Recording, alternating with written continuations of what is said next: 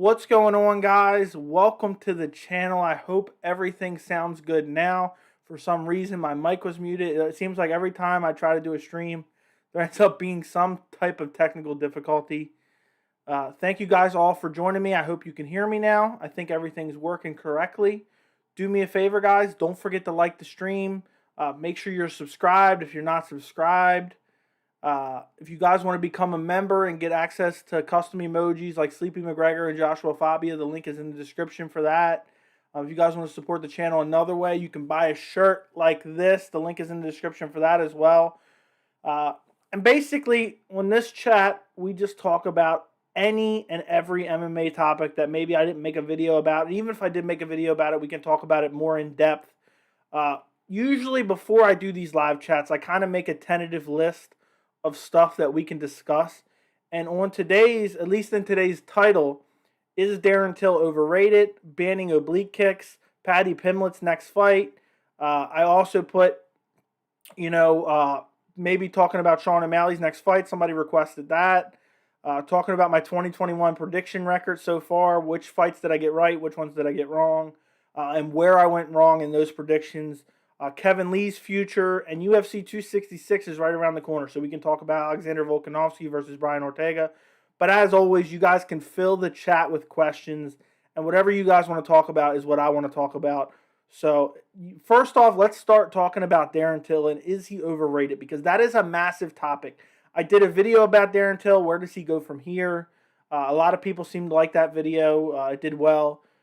And I felt like there was some more discussion to be had about Darren Till and his future in the UFC. And also it came out supposedly as an ACL injury. I want to give my reaction to that and also want to hear what you guys have to say about it.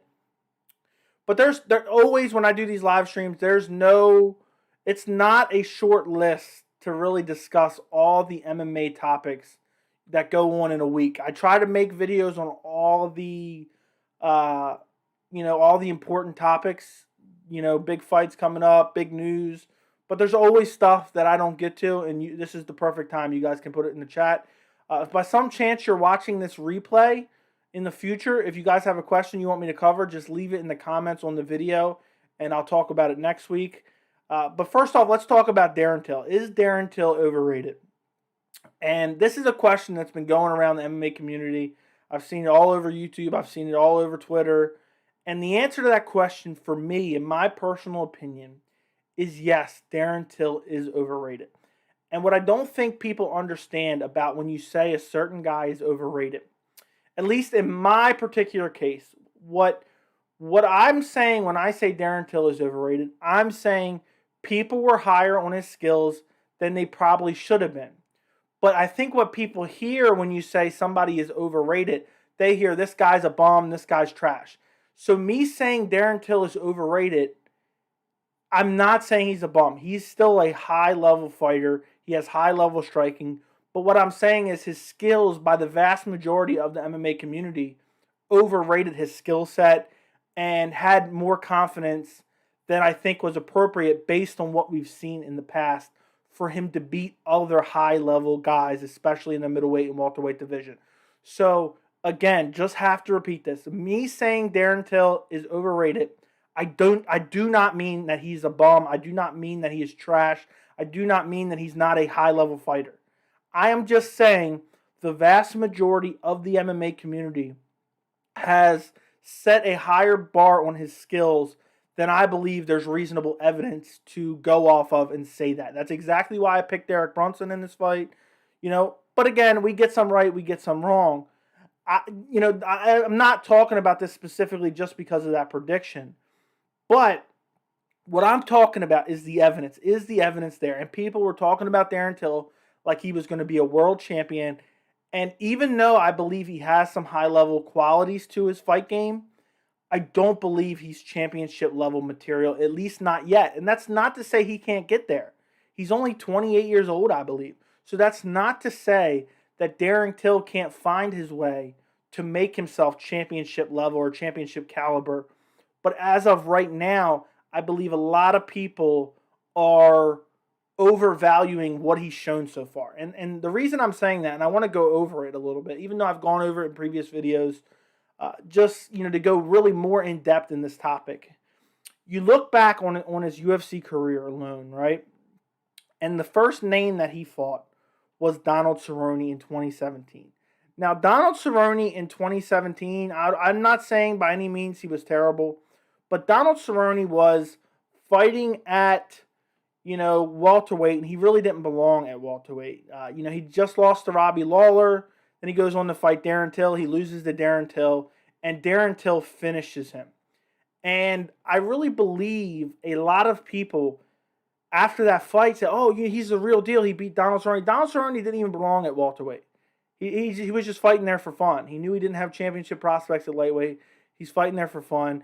Don't get me wrong. It was a decent win. I'm not going to totally discount that win.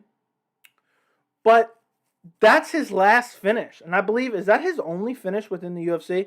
No, he got a finish in his UFC debut against Wendell De Oliveira, who I'm not even sure who is, back in 2015. Then he went to a majority draw with Nicholas Dalby. Then he wins a decision, wins another decision. And then he gets the TKO over Donald Cerrone. Donald Cerrone is his only recent stoppage finish. So from there, you look over that resume and that history, and you can, reasonably say Darren Till does not have finishing ability. And I get it. People can say, well, he dropped Robert Whittaker and he hurt Brunson, but again, when you go off what he's done in the UFC career against high caliber guys, or at least majority high caliber guys, if they're in the UFC, they're at least of a decent skill set, and he has no finishing ability. He only finishes an undersized Donald Cerrone towards, I don't want to say the tail end of his career, but towards a downslope. Cerrone has peaks in his valleys, but then he goes on to fight Stephen Wonderboy Thompson, and I really believe this is a fight where a lot of people get confused. I don't know what the word I'm looking for here is, but they end up down the wrong path because they say Darren Till beat Wonderboy Thompson, and you look at Wonderboy Thompson, and based on the totality of his career, the names he's beat, even in fights he's lost, we know Wonderboy Thompson is a high-level fighter and one of the best strikers in the UFC. And Darren Till has a win over him, a unanimous decision. But in that fight, the majority of people thought Wonderboy Thompson won that fight, myself included. Now, I don't remember which rounds I scored for who. I don't even remember the majority of the fight, to be honest. But, so he beat Wonderboy Thompson, majority decision, but I feel like the vast majority had him losing that fight. And that was in Liverpool. So people say, oh, well, maybe it was the hometown judges. I don't know. I'm not here to make that case. But if you look over his record, and you look just at names, not the quality of the win, Wonderboy Thompson is his best win. And he arguably lost that fight. Then he goes on to fight Tyron Woodley. He loses. He gets stopped in the second round by Darce choke submission. And that performance has aged so badly, I can't even quantify it into words. Because look at Tyron Woodley. He fell off a cliff. And maybe that fight was a curse for both guys. Because since that fight, both guys, I think they're 1-7 total, and Darren Till's the only one with a win since those two met for the welterweight title. And the way Woodley has fell off a cliff, the fact that Darren Till got beat up by that Woodley, and I know it's easy to say that looking back now, but it's just another point of evidence. You can't just point to one single thing, and you say, okay, well, if he got dominated by Woodley like that, where's his skills really at? Then he goes on to fight Jorge Masvidal. And in this fight, I particularly remember, before Jorge Masvidal's name blew up and really became overhyped himself and all that, I was a big believer in Jorge Masvidal. And I believe that Masvidal was criminally underrated. That's not the case anymore. He's overrated himself now. But at that point in time, he was criminally underrated. And Jorge Masvidal had been out for a while at that point in time. And he came back. He was fighting in London, England, and it was supposed to be the Darren Till showcase. And he was going to beat up Jorge Masvidal. And Jorge Masvidal sleeps him. You know what I mean? You get what I'm saying here? You get what I'm pointing to? So he loses to Woodley and Jorge Masvidal back-to-back. Neither one of those performances look good at all. Till is a guy who almost reminds me of Wonderboy. It seems like he never lets his hands go. Seems like he's worried. Then he goes on to fight Kelvin Gastelum. He wins by split decision. That was a close fight. In my opinion, some people have it going to Till easily. Some people have it going to Gastelum easily. In my opinion, that fight could have went either way. I was there live for that fight. I always like to say that when I talk about a fight that I was there live for. And, you look at that fight, and there wasn't much. That was the worst fight on UFC 244. Neither guy really did much in that fight, which is unusual for Kelvin Gastelum, especially. Kelvin Gastelum is, a majority exciting fighter, and he's in exciting fights. And then you go into Robert Whittaker loss, which was July of last year, which I believe was Darren Till's best performance, even in a loss. He clearly belonged in there with Whittaker. But how many times have I talked about it? So we got to stop elevating guys off of losses. A loss is a loss. And more particularly, you can't point to one loss and elevate a guy. So that could have been Robert Whittaker's worst night for all we know. And we're going to say, well, Darren Till looked great in there against Robert Whittaker, even though he lost. So it's one of those things. And then he goes on to fight Derek Brunson, who Derek Brunson, even though I'm a believer in Derek Brunson, he is one of the worst strikers in the division. He looks awful. He's actually regressed in the striking, in my opinion. He looks like he's getting slower. He leaves himself wide open.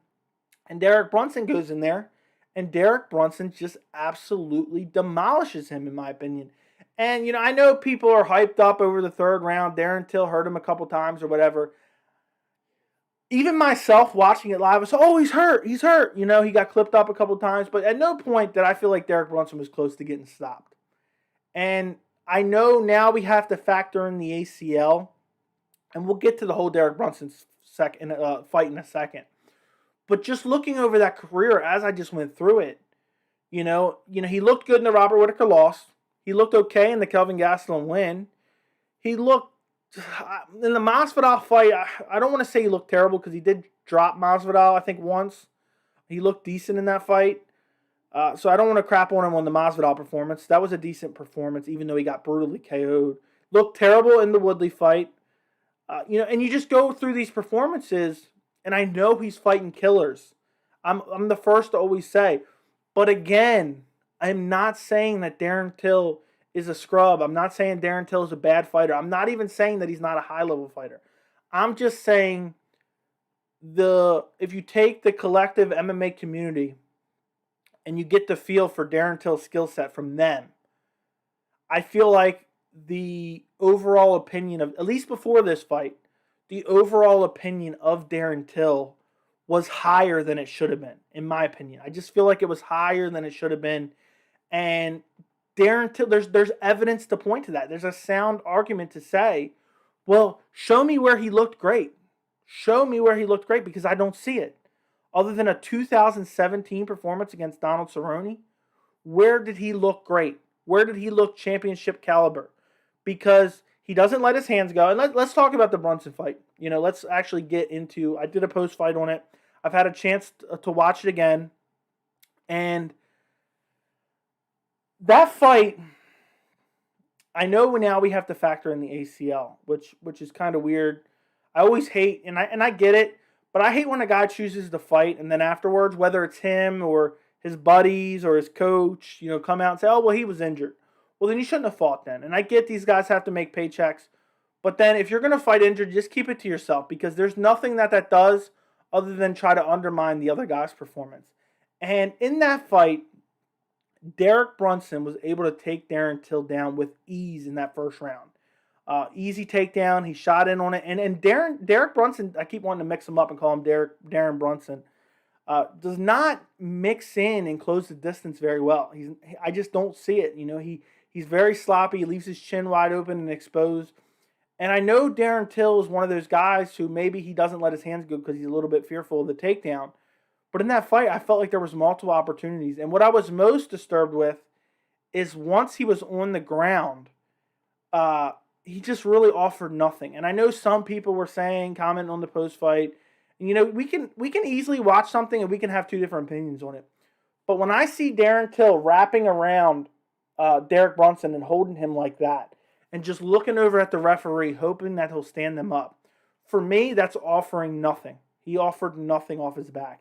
And I know he did get up twice in the fight, towards the end of the first round and towards the end of the second round. Those get-ups were not the product of Darren Till's skill set. Those get-ups were Derek Brunson making a conscious decision. He said, okay, we got 30 seconds. We have 45 seconds left on the clock. Let me open up my ground and pound a little bit, because it doesn't matter if he gets back to his feet, because it's going to be the end of the round soon. That's why Darren Till found his way to his feet. And I am totally open to the fact that maybe it was the ACL tear. Maybe it was the fact that Darren Till had been out over a year. Maybe there's so many excuses that we can make for Darren Till, and it's hard not to. I mean, Darren Till's a very likable guy. You want to see him succeed. I want to see him succeed. But there's only so much room to constantly make excuses when you have a guy that could potentially be on a 6-fight losing streak right now. He could have easily lost the Wonderboy Thompson decision, then lost the Woodley, Masvidal. He could have easily lost the Gastelum decision, and then obviously lost to Robert Whittaker and Derek Brunson. So he could be on a 6-fight losing streak right now, and I feel like people need to stop making excuses for him. I'm not the guy to tell you what Darren Till needs to do, or not to do to put himself in a position to improve and work on certain things. But there has to be some adjustments. I don't know whether it's a camp switch. I don't know whether it's, maybe he needs to train more. He didn't look, and again, it's hard to say. He had a collarbone injury he was out with for a little bit. Before that, I don't remember what his injury was. But it could just be ring rust for him. And maybe he's going to come back. The UFC will give him a manageable opponent, and he'll get a quality win, hopefully. But there's something, he needs to make improvements on something. And I don't know if it's motivation. I don't know what it is. He seems, in the pre-fight interviews, he seems like the most motivated guy. And I would love to see a successful Darren Till in the UFC. I'm not a hater on Darren Till. It's just what he offered in that Derek Brunson fight. I don't want to say it's shameful, because Derek Brunson is a quality guy. But you expect more out of a guy that's in the top 10 of the middleweight division. He had nothing to offer. Nothing to offer. And again, he did clip up Brunson in that third round a little bit. But I don't think Derek Brunson was close to being stopped. I think it buzzed him a little bit. Maybe stung him would be the right word for it. But I mean, next thing you know, he goes from getting clipped to in the full mount looking for a finish, and then eventually. And that's the other thing. I don't ever like to play, backseat driver to taps and submissions. But Darren Till was ready to get out of that fight. I mean, the submission was barely locked in. He was already tapping. And, take that for what it is. Maybe I'm seeing things I don't know, and I'm going to read all your guys' comments in a second. But to answer your question and to sum it all up, I believe that Darren Till is overrated, but that's not saying he's a not high-level fighter, because he is. I just think the collective MMA community has him too high up as far as their perception of his skill set. And I believe you look at his resume and the evidence backs it up. So let me know what you guys think in the chat, as well as any other MMA-related questions. I'm going to read them all right now. And let's see what you guys have to say about my argument. But I feel like that was a great thing to start the live chat off on, because I feel like a lot of people are interested in where Darren Till's going. Okay, what's going on, French Fries? What's going on, John Rod? What's going on, Goat Zay? What's going on, Blaze Sports? Thanks for joining us. French Fry says Till is definitely overrated. I just went through my whole argument. They wouldn't have even brought up the injury if he would have won. It could have been that bad, or he would have pulled out like he always does. Yeah, I just never like. I don't care what it is. If you decide to fight with an injury, don't use it as an excuse later. You can think that to yourself, but I don't like when people use that as an excuse after the fact. And I think it looks even worse when you have your coaches and your friends leaking it out purposely, especially so close to the fight. If it came out 4 or 5 months from now, okay, it is what it is. But I'm never a big fan of that, no matter who it is. It could be anyone. It could be my favorite fighter making excuses after the fight. Darren Till's high level against bums. Well, not bums, but not top guys. Darren, for some reason, is overrated. Most people say Wonderboy beat Till. I went through that. It's funny because I go through and read these comments, and it's a lot of what I was saying. I don't know if you guys said it at the same time or what, or before me. Whittaker gets rocked in like every fight. Till also missed weight by 5 pounds versus Wonderboy. I forgot that. I forgot that he did miss weight. So there's another So I feel like it doesn't even help Till. In my opinion, I still don't think Brunson beats anyone else in the top 5 besides maybe Jarrett. I think Izzy would finish Brunson early if they fight again. I think that Izzy would uh, I think Izzy would wreck Brunson again. But that doesn't change the fact that he's earned it at this point if Whitaker loses again. Joey, Till never landed a single strike versus Woodley. He never let his hands go. George was losing that fight till he wasn't. Agreed. If Brunson is considered to be bad, a lot of people, then where does that put Till? Exactly. There's people shit. You're right. There's people shitting on Brunson, and then they're fanboying over Till. Let me move my microphone a little bit. Look back at the fight, Joey. Brunson was inching away from KO until he was worried about the takedown and almost got clipped. There was a couple times Brunson clipped him as well. Till has 0 grappling. Can't win a title with that. He has 0 defense off his back, and that's what's most disturbing. Thoughts on Till saying before the fight he's levels better than Holland and Shabazian? I think, it's kind of awkward now. That's what I have to say about that. I mean, I feel like when guys say stuff like that, they're just asking to eat shit after a fight if they lose it. But that's, you say that stuff. Kevin Holland did. That's funny. I'm about to say something and I read it on the chat too. Kevin Holland did more off his back than Till. Agreed 100%. I was just about to say that. I at least thought Till will have an urge to get up and not just sit there and cover up and grip. Exactly. What's going on? How you doing? Till is young and hopefully comes back. Great win for Brunson. He needs to fight Jarrett next. Yeah.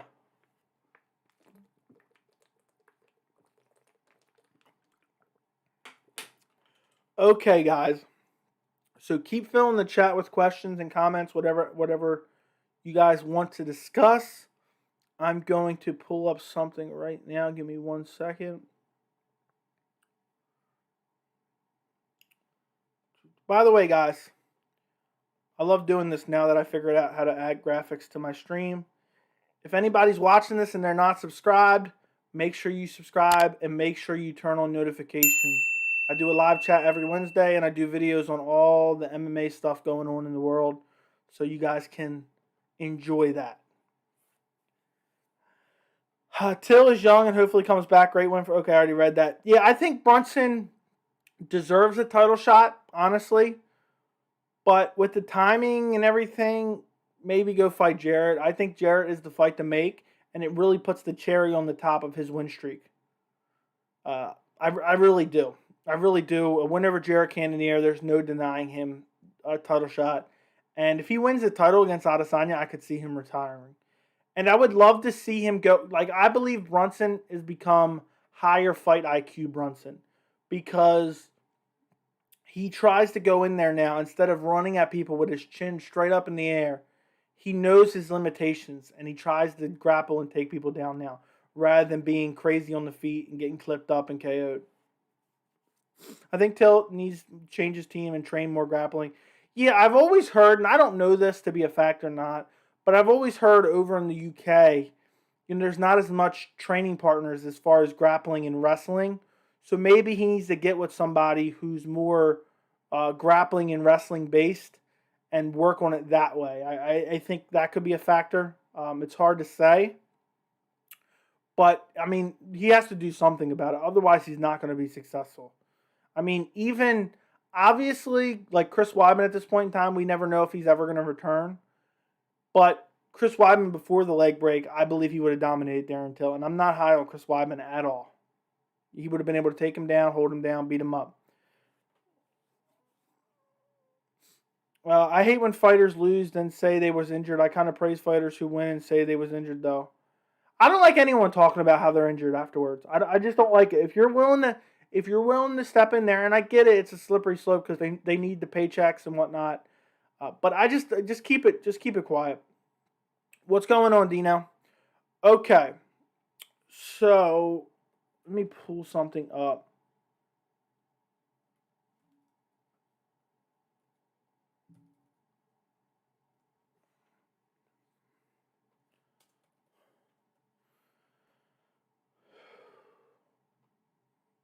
I'm trying to pull up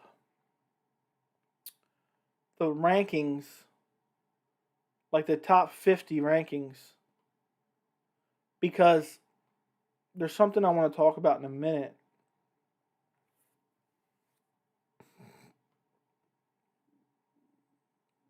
Okay, let's see what we got here. Hold on one second, guys. And guys, keep filling the chat with questions and topics you guys want to discuss. I think this is it.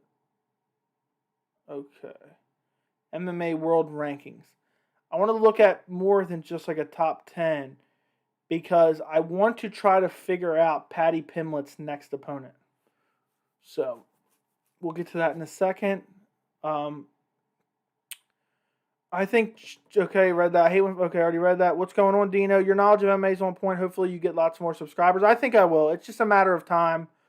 Consistency, and that's what I try to do. I try to be consistent and, cover all the relevant MMA stuff going on.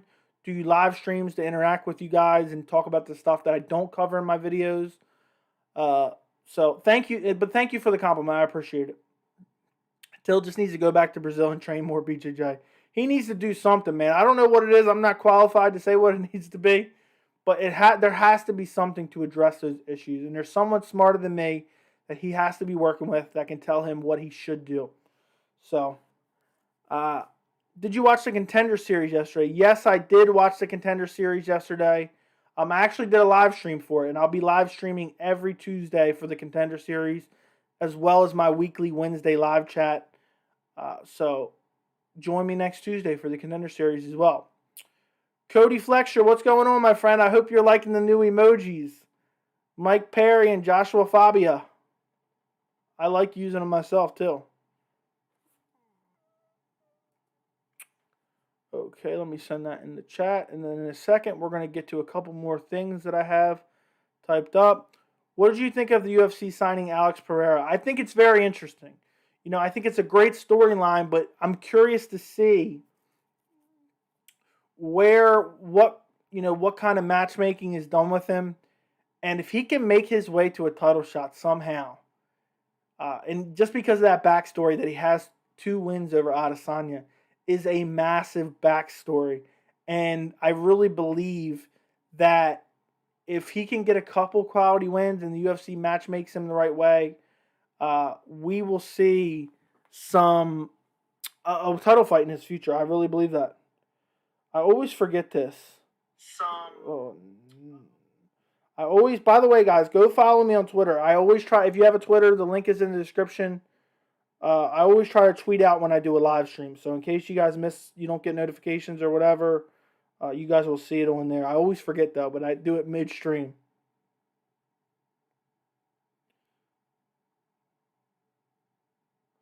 So I just tweeted out the link for my live stream. Hopefully some people see it. Guys, do not forget to like the stream. Please go like the stream right this second. It helps grow the channel. Also, if you guys want to become a member, the link is in the description. You'll get behind-the-scenes stuff, as well as loyalty badges and custom emojis like Sleepy Conor McGregor, Joshua Fabia, and Mike Perry. But no matter what, I appreciate you guys just joining me for the stream and liking the stream. It helps push it to more people. So my lofty goal is to get 10,000 subscribers before the end of the year. I don't know if that's possible. It's already September, but we're almost at 1,200. So I never thought I'd be this far. So now I'm setting my goal really high. Joanna forehead emoji. That one might be coming soon. I'm going to keep adding more. I'm going to keep adding more. As I get more members joining the membership, I'm going to keep adding more to it. Joey, did you get the crying DC emoji? That might be coming in a week or two. I may or may not already have it, but I'm adding a couple at a time as I get more members. So go sign up for a membership. Help to support the channel. It literally costs almost nothing. You'll never even notice it. It's $2.99. It's just a way to help support the channel, and you also get behind the scenes stuff. I post in there a lot of my MMA memorabilia, my Robbie Lawler, Rory McDonald autograph. I'm going to post my Habib Nurmagomedov autograph on there soon. Just all behind the scenes stuff, and then also the awesome loyalty badges, which you see next to like Cody's name and French Fry's name. By the way, guys, thank you so much for being a member. But it literally costs almost nothing, and it's a great way to help support the channel. But no matter what, you are supporting the channel just by being a part of the live stream. I have $3 on my counter, but I'm 16 with no card. Yeah, man, I understand. No matter what, you just watching the live stream is still support enough, and watching the videos are support enough. I appreciate you, man, and I get it. Don't worry. In a couple years, when you have a card, when you're like 18 or 20, and I still run the YouTube channel, you'll be able to join up then. Eventually, I'm going to add more tiers, and I'll do like members only live streams for certain things and just add extra benefits to it. But for right now, it's just a couple things, and I appreciate everybody who joined. Hot take: we're going to be triple OGs. Yes, you are. What do you think, Cody, of the loyalty badges? Did you see the 6-month and 12-month? They look pretty sweet. I really like them quite a bit. The guy who designed them for me did a great job, in my opinion, and I hope you like them as well. So, all right, so let's get back to the MMA talk. Hot take: Brunson beats Usman. Brunson beats Usman. I'm going to say no. I don't think. I get you're saying hot take, that you're saying most people wouldn't agree with you, but I don't think I agree with you. I think Usman's far better striker, and I don't think Brunson's going to be able to manhandle Usman in the clinch and on the ground the way he's able to do other fighters. So I think Usman beats up Brunson. Even if Usman would go up to 185, I think Usman beats Brunson, and I think he beats him with relative ease. Hot take. Okay, I already read that. Paddy Pimblett versus Jim Miller if he wins this weekend. That's not a bad matchup. We're going to get into that in a second. Yeah, go ahead and bump me up to 6 months. YouTube automatically does that. I don't even have to keep track of that. Issa says Till to 170. I wonder if he will go back to 170. I'm genuinely curious if he will.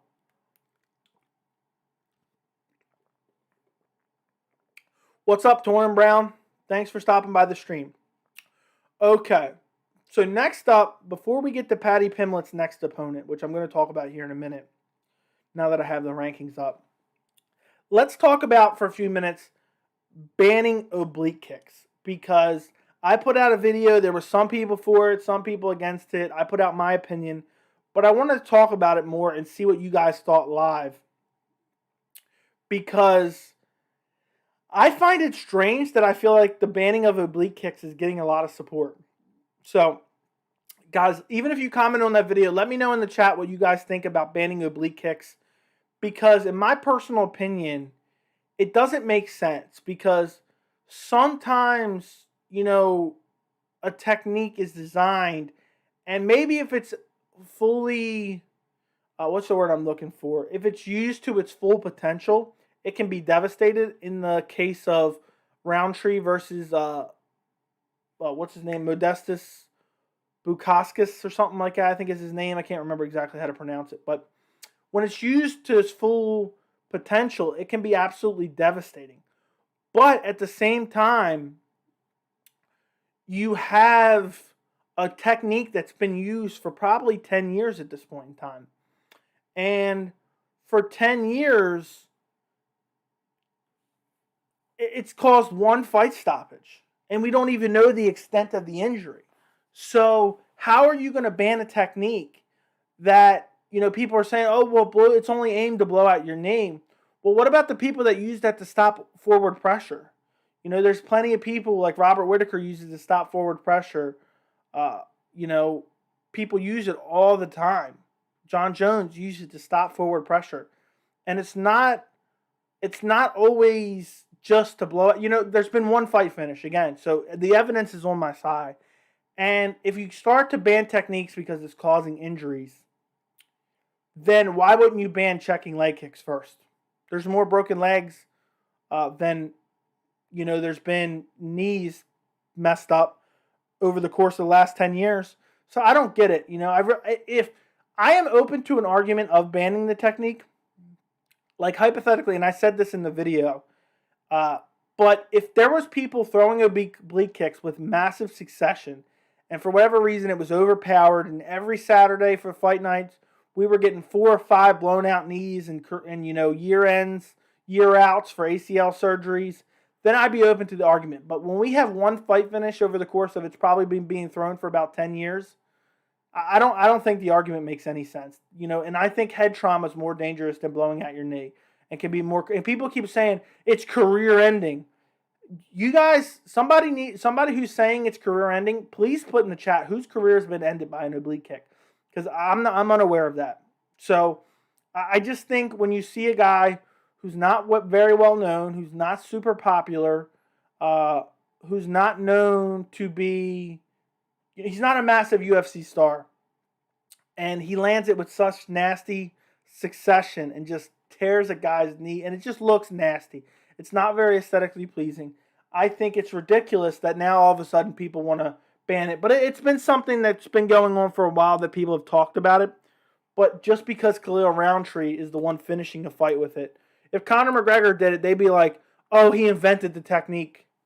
So Conor busted up Cowboy Cerrone with his shoulder strikes. People act like he invented that. Are we going to ban shoulder strikes in the clinch as well?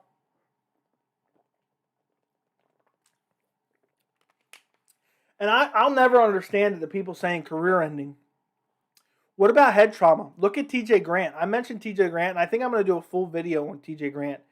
And eventually, when I start trying to do interviews on this channel, interview of fighters, former fighters, whoever, I want to try to get TJ Grant for an interview because his story is very compelling in the fact that he was about to fight for a title, and he pulled out with concussion-like symptoms, never to be seen or heard from again. And I think that's a very interesting story, and I would really like to do a good video on that, and I might do that soon. I just think that, there's far more devastating techniques in MMA than an oblique kick, and I'm just really tired of hearing about it, and it's just crazy that, I'm open to the argument, but nah. Let's see. What's going on, Ginge? What's going on, Torin Brown? Brunson is probably better on top, but he's got to get Usman down. That's not happening. Usman is crazy in the clinch and KOs Bumpson limp. Yeah, I think so. Till said he tore his ACL before the fight. You think this is the truth? I don't see why they would lie about it, but it's one of those things. Who knows? Till needs to fight Jake Paul. Stop it, dude. Stop it.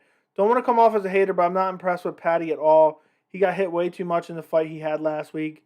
Yeah, I don't think it's about being impressed with the performance. I don't want to say, I'm trying to think if I was impressed or not. I don't want to say I was crazy impressed, but he answered some questions, and that's what I care about. And he's still young, and he can grow, and that's his first fight in the UFC. So I just think that he showed some things, and that's, you guys have heard me talk about this a million times. When I watch fights and I see fights that are announced, one thing I always say is I want to see some questions answered.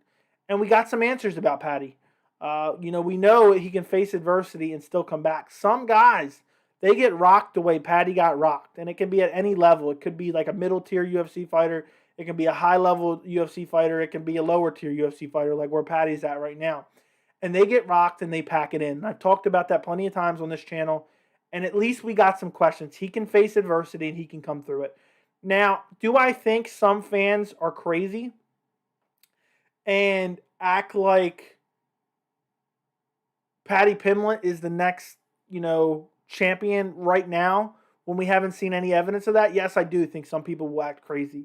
But I want to see a steady evolvement of his skill set. And I believe we can see that.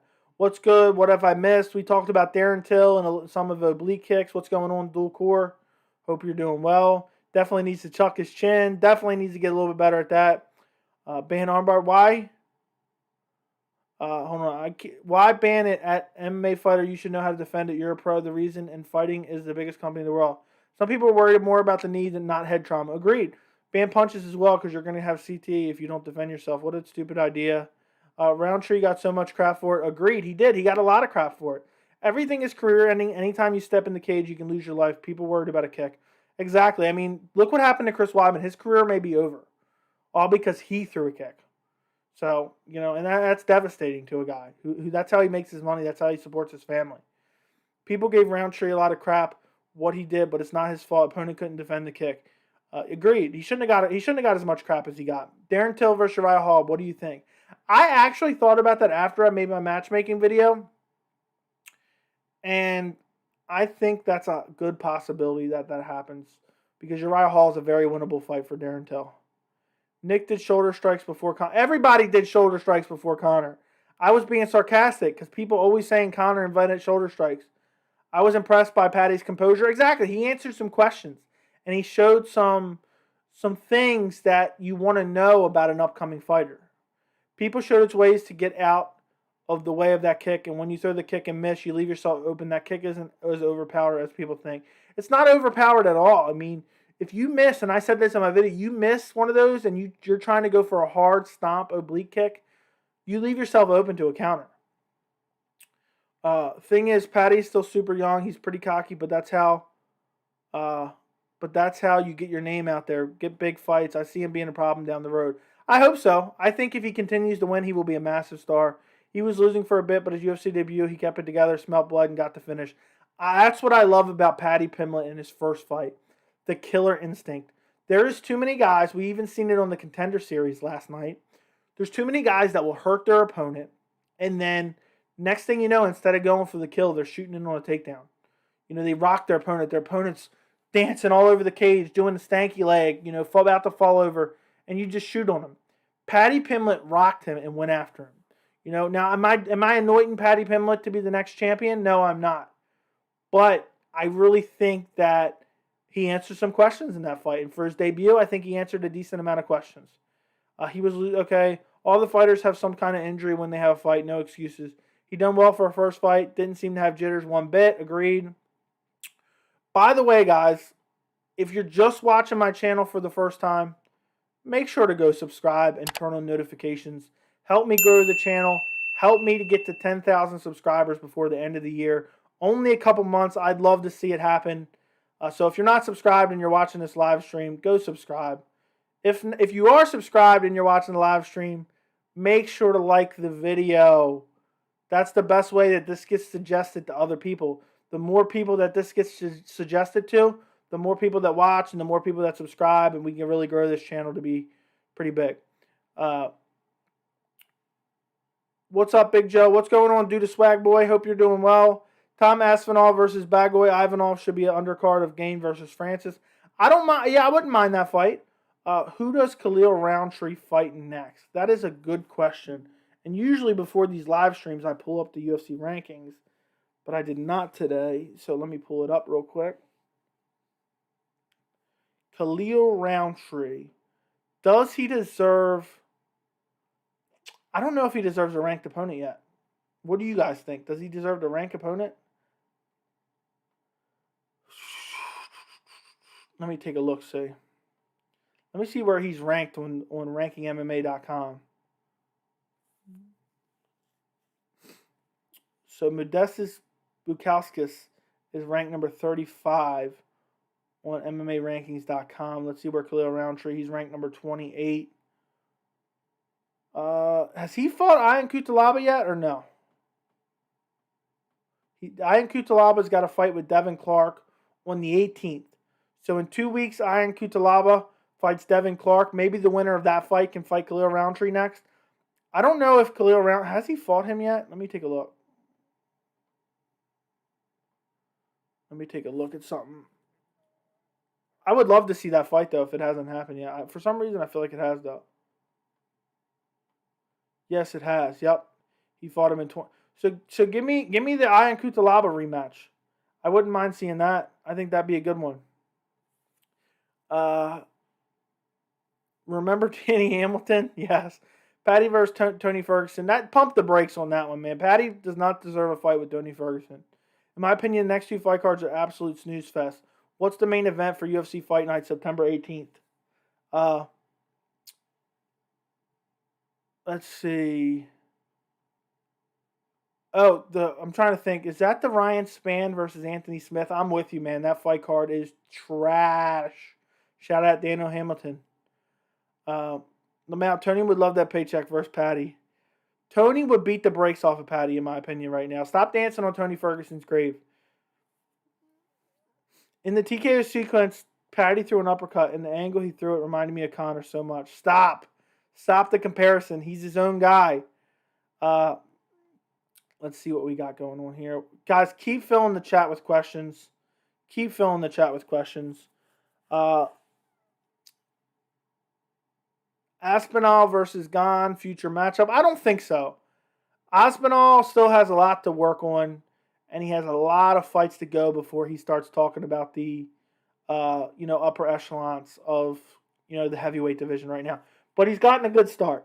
And I love that he's realistic about his skill set, and he wants to keep it, he wants to keep progressing slowly rather than, move crazy up. Someone said Derek Lewis versus Tom Aspinall. Do you want to see that fight down the road? I'd love to see that fight.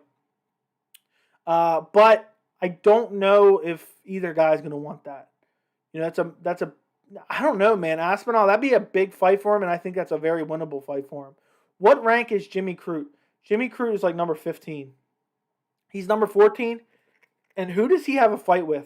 I think, is he fighting Jamal? Who's he fighting? Jimmy Crute has a fight coming up. I can't remember who it is against, though. Jamal Hill, yup. On October 2nd, he's fighting Jamal Hill. So let's keep going. He lost to Ion. Yeah, give him the rematch. Roundtree versus Ike Villanova next. That's not bad. Yo, Joey, you already know I come with the best questions, so I'm going to get straight to it. When Jon Jones coming back, and if so, who he fights? He's been in the championship matches for 10 years. That's crazy. I am going to go with...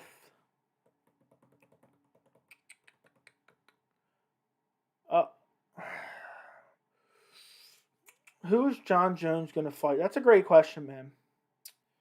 That is a great question.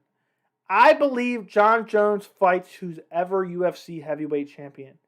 So, if Jon Jones is able to come to terms with the UFC, I believe, right now I'm leaning that Francis Nganu beats Gane, puts him to sleep, and I believe that if Francis Ngannou beats Gane, then I believe Jon Jones fights Francis Ngannou next summer. Jon Jones, you guys heard it here first. And guys, next year, I want you to come back and clip this out of the live chat, okay?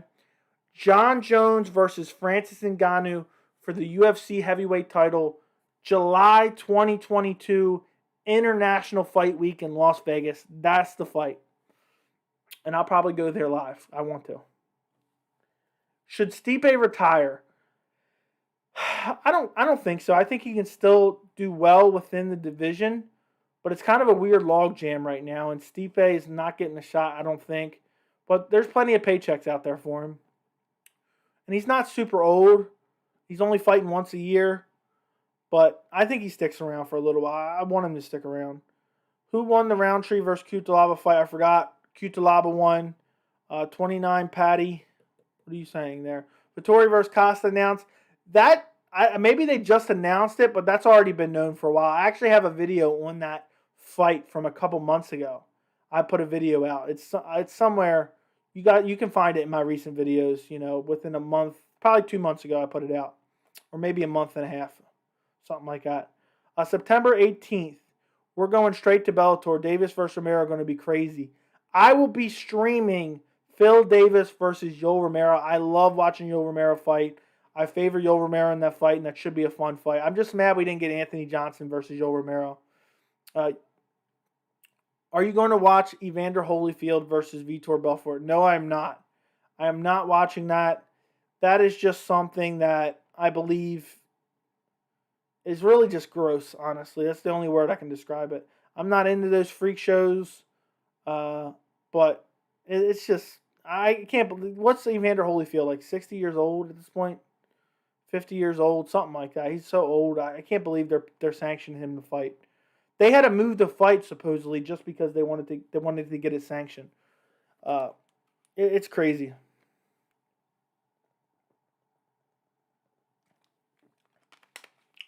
Okay. But is anybody else going to order that? Evander Holyfield versus Vitor Belfort? I actually would prefer to watch Anderson Silva versus Tito Ortiz. I really love Anderson Silva, so I would love to see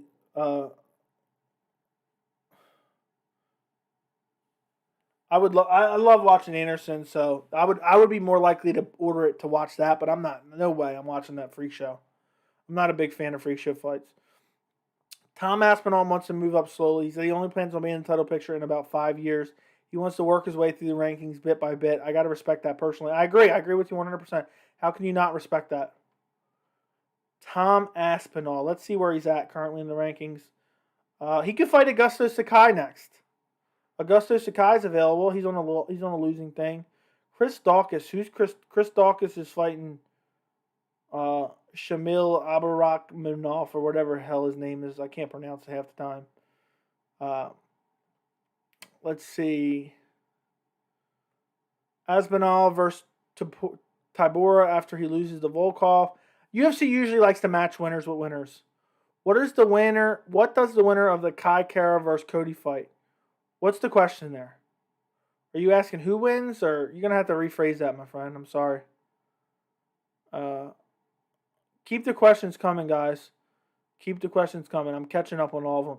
Loser of the heavyweight title fight, in my opinion, or in other words, gone. Jones last fight February 2020. I know it's insane. Is Marlon Moraes close to getting cut? Probably. If he drops it to Marav Davishvili, he probably gets cut. Or maybe the UFC gives him one more fight. I don't know. Jon Jones will fight Yan for the 205 belt. Well, watch. Wouldn't surprise me either. Bold prediction, Jones gets knocked out in the first round in his next fight against anyone except Stipe.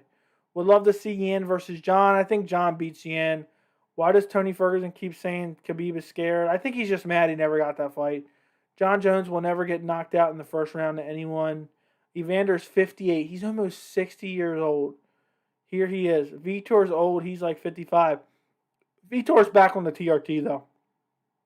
Probably other YouTube channels, other media won't say that. Vitor Belfort is back on the TRT. Have you seen him? He looks like 2013 Vitor again, where he was knocking guys dead with head kicks and kicking Michael Bisping's eye out of socket. So Vitor is a different level, and I think Vitor's only in his 40s. Tito Ortiz says he doesn't think he'll make 190 to the fight against Silva. Thoughts? Well, then why do you accept the fight? He shouldn't get paid then. Whoever sanctioned Evander should be banned. Yeah, that's disgusting. If you're all saying Jon Jones is going to lose, y'all are crazy. Whenever he comes back, he becomes champion. That's just a fact. Who knows? I mean, I'm a big believer in Jon Jones, but sitting out for so long is not very good for him. But he's done long layoffs before. I wish the UFC would just find a way to get him back in there. It's the same card, I think. In what round does Nick finish Robbie again? Why did this happen? In what round does Nick finish Robbie again? Nick doesn't finish Robbie. I think Robbie beats Nick. Third round TKO. Robbie versus Nick. I think that's what happens. Let's see. Tom Aspinall versus Chris Daukaus. Chris Daukaus has a fight coming up. Maybe if he wins. 200,000 people might watch it illegally, though. Wouldn't surprise me, my friend. Wouldn't surprise me. Maybe I'll do a live stream of it. Nah, I'm kidding. Paddy Pimblett ain't going to beat anyone in the top 10. Maybe not yet, man. He has a lot to grow. He's got a lot of growing.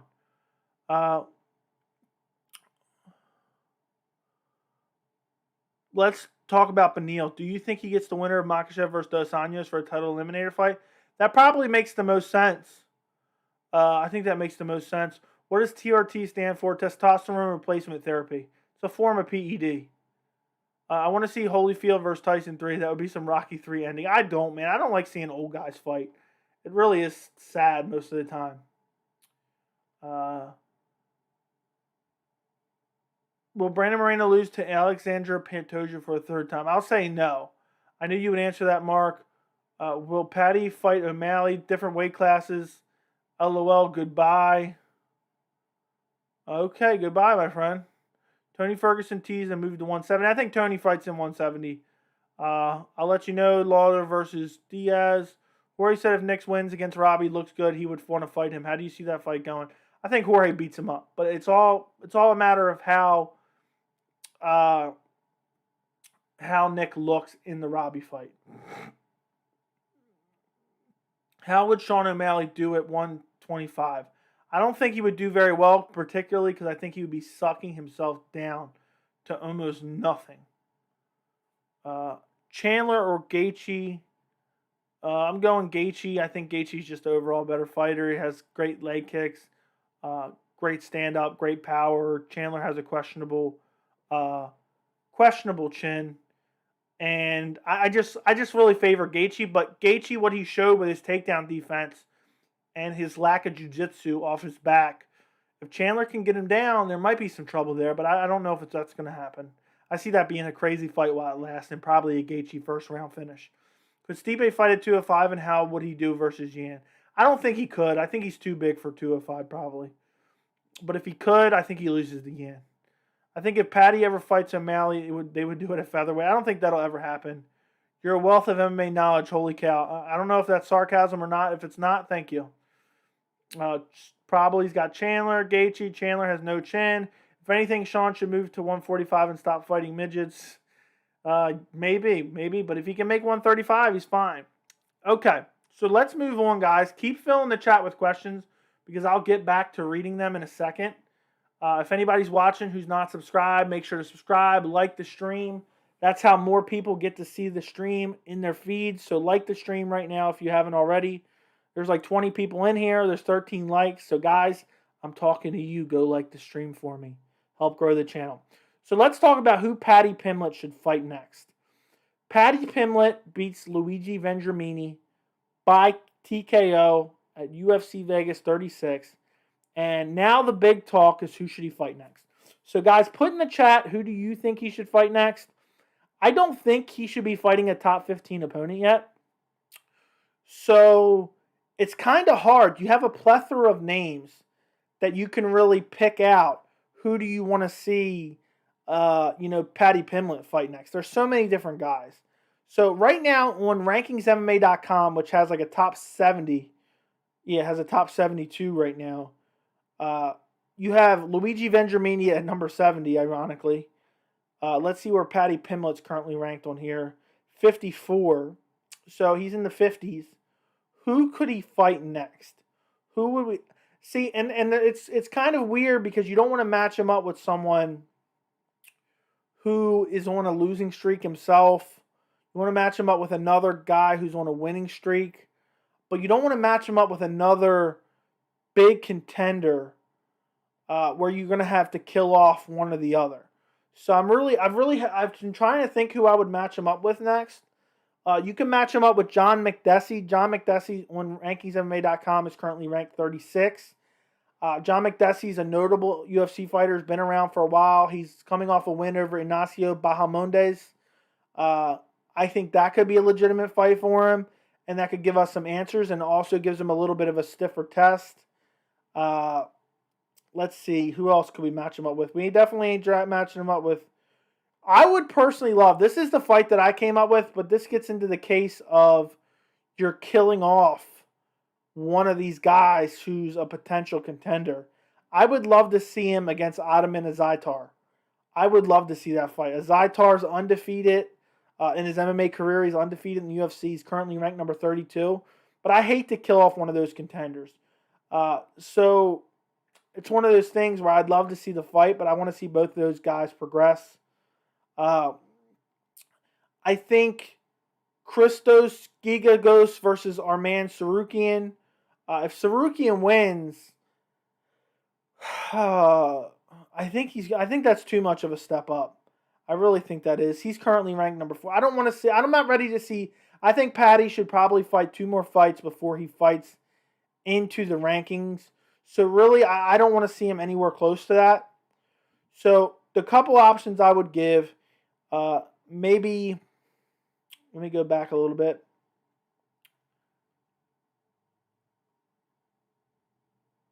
Maybe you could do a fight. You could do a fight against Ignacio Bahamondes.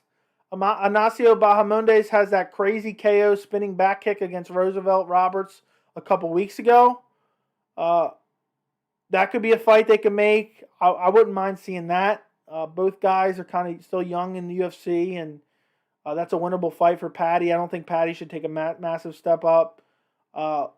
Or if you really want to get crazy, Ataman Azaitar.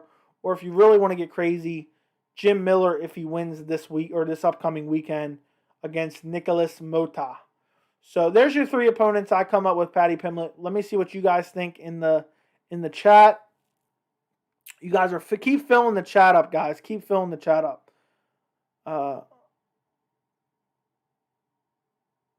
Jorge. Okay, already read that. How do you think Sean O'Malley? I think he would be too sucked down. Chandler has no chin. He's definitely been messed up a couple times. If anything, Sean should move to 145. Okay, read that. Pick Gaichi too. I don't know why Michael wanted that fight, to be honest. Because it's a big name. Not related to UFC at all. Apology if this is against Community Islands, but the one champ card on 15 October is absolutely stacked with some of the most elite Thai kickboxers on the planet. Well, thanks for letting me know, Liam Young. We're just talking about combat sports here. It's mainly UFC centric, but we can talk about whatever. So I'll have to maybe check that out. October 15th. How do you feel if there was a fight between Sean O'Malley and Evander Holyfield? Stop it, dude. Stop it. Should fight his barber next. Juliana Rosa, Paddy versus R-Man. No, I think Juliana Rosa, first off, I think he's on his way up. I don't want to see one of those guys kill each other's off. R-Man's too highly ranked right now. A match him up with a good wrestler. I want to see him against a good wrestler. That would be fun. Paddy's young, so there's no rush for him right now. I agree, there's no rush. I don't think you'd kill off an undefeated fighter with only one loss, to be honest. I like that fight too. Paddy's arguably a better wrestler than Striker, so I don't know if he needs a wrestling test. I think there's always good to have a wrestling test, but I would love to see him on his back and with his jiu-jitsu because he's got great submissions, but it's hard to see. I just really want to see Paddy get an orange Venom kit. That'd be awesome. I don't think Luigi deserves to be a ranked dead last. I don't know, man. It's hard. It's hard to keep track of all these guys, so I don't really have an opinion on that one. Paddy's a wrestler first. He should Jim Miller if he wins. We talked about that. Also, with all the hype there's been placed around Paddy's debut, I don't think one loss, even if it's early in his career, will be enough to derail all the media plus the marketing. I know, but there's really... It's all about giving him the right fights at the right time. You're not stacking the deck for him, but you don't want to see him push too fast. You don't want to see him get destroyed and get it. You don't want to see him get you know what I mean? You don't want to see him get like Kyoji Horiguchi was pressed too quickly, and it's just one of those things, where if he gets pressed too soon and he gets beat up and he loses his confidence, then it's one of those things that you kind of regret. I mean, Kyoji Horiguchi was pushed too soon. There's other guys that've been pushed too soon, but I can't think of anyone off the top of my head right now. I've been trying to think. Let me see something real quick. Ginge, everything looks good on my end. I don't know what it is. I just opened a tab with my channel on it. Everyone, how does the picture look? Does the picture look clear on your end? Does it look blurry? What does it look? Does everything look good? Let me know in the chat.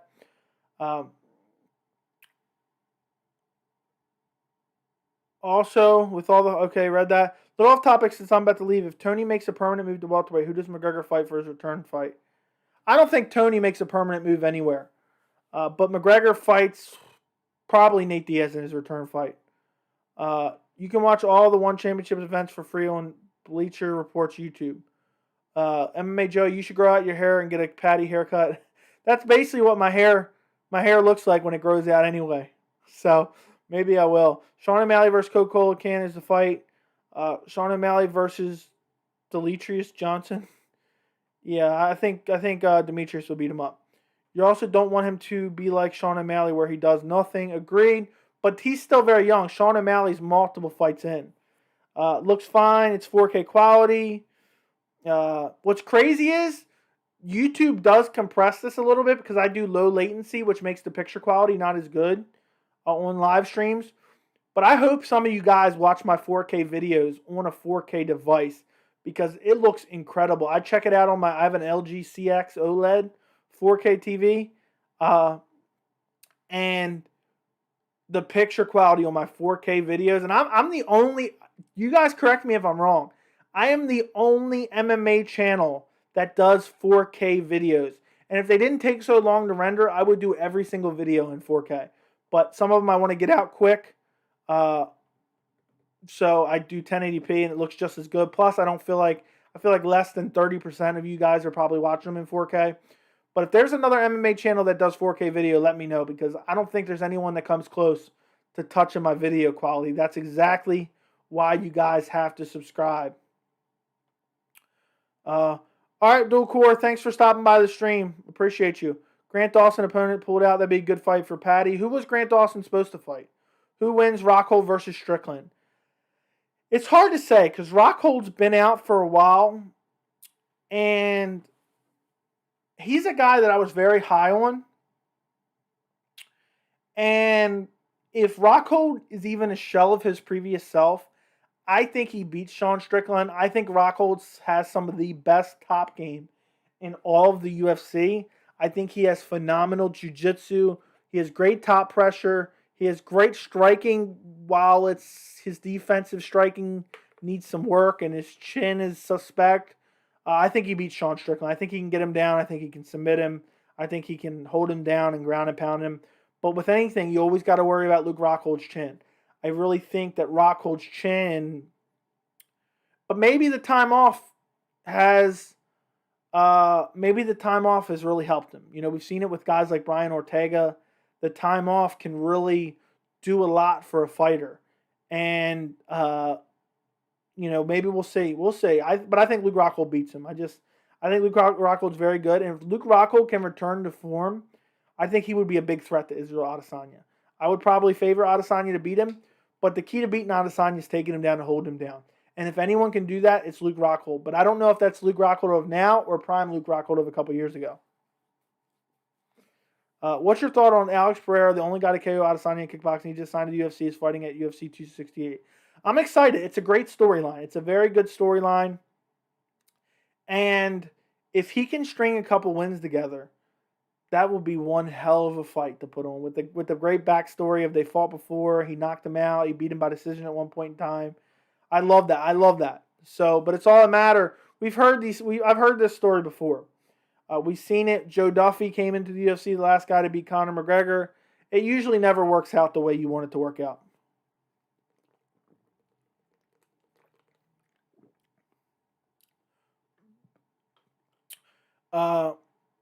I'm still trying to figure out which MMA YouTuber has the most subs. Hopefully in a couple years it will be me. I can't wait. I want to make this channel hit over 10,000 subs, and within a couple years I want 100K subs on this channel, which would be absolutely incredible. So guys, if anybody's watching this right now and they're not subscribed, go subscribe. Okay, let's continue on. Did you see Gilbert Burns offered Neil Magny a fight on Twitter? Gilbert Burns has been calling out anybody and everyone. People have persistently talked about a potential Gilbert Burns versus Jorge Masvidal fight. That fight is never going to happen. Jorge Masvidal doesn't want that fight. Jorge Masvidal's manager doesn't want that fight. Jorge Masvidal's fans don't want that fight. Gilbert Burns would wreck Jorge Masvidal. It's crazy. It's crazy, but that fight's not going to happen at all. But the Neil Magny fight, I guess, if he can't find anyone else willing to fight him, it doesn't seem like Leon Edwards is super interested, and that's a winnable fight for Gilbert Burns, and he just wants to stay active and collect the paycheck. I love Gilbert Burns' attitude towards everything. He just wants to fight. He doesn't even care. Let's see. Luke's girlfriend puts him every night to sleep by kissing him on the chin.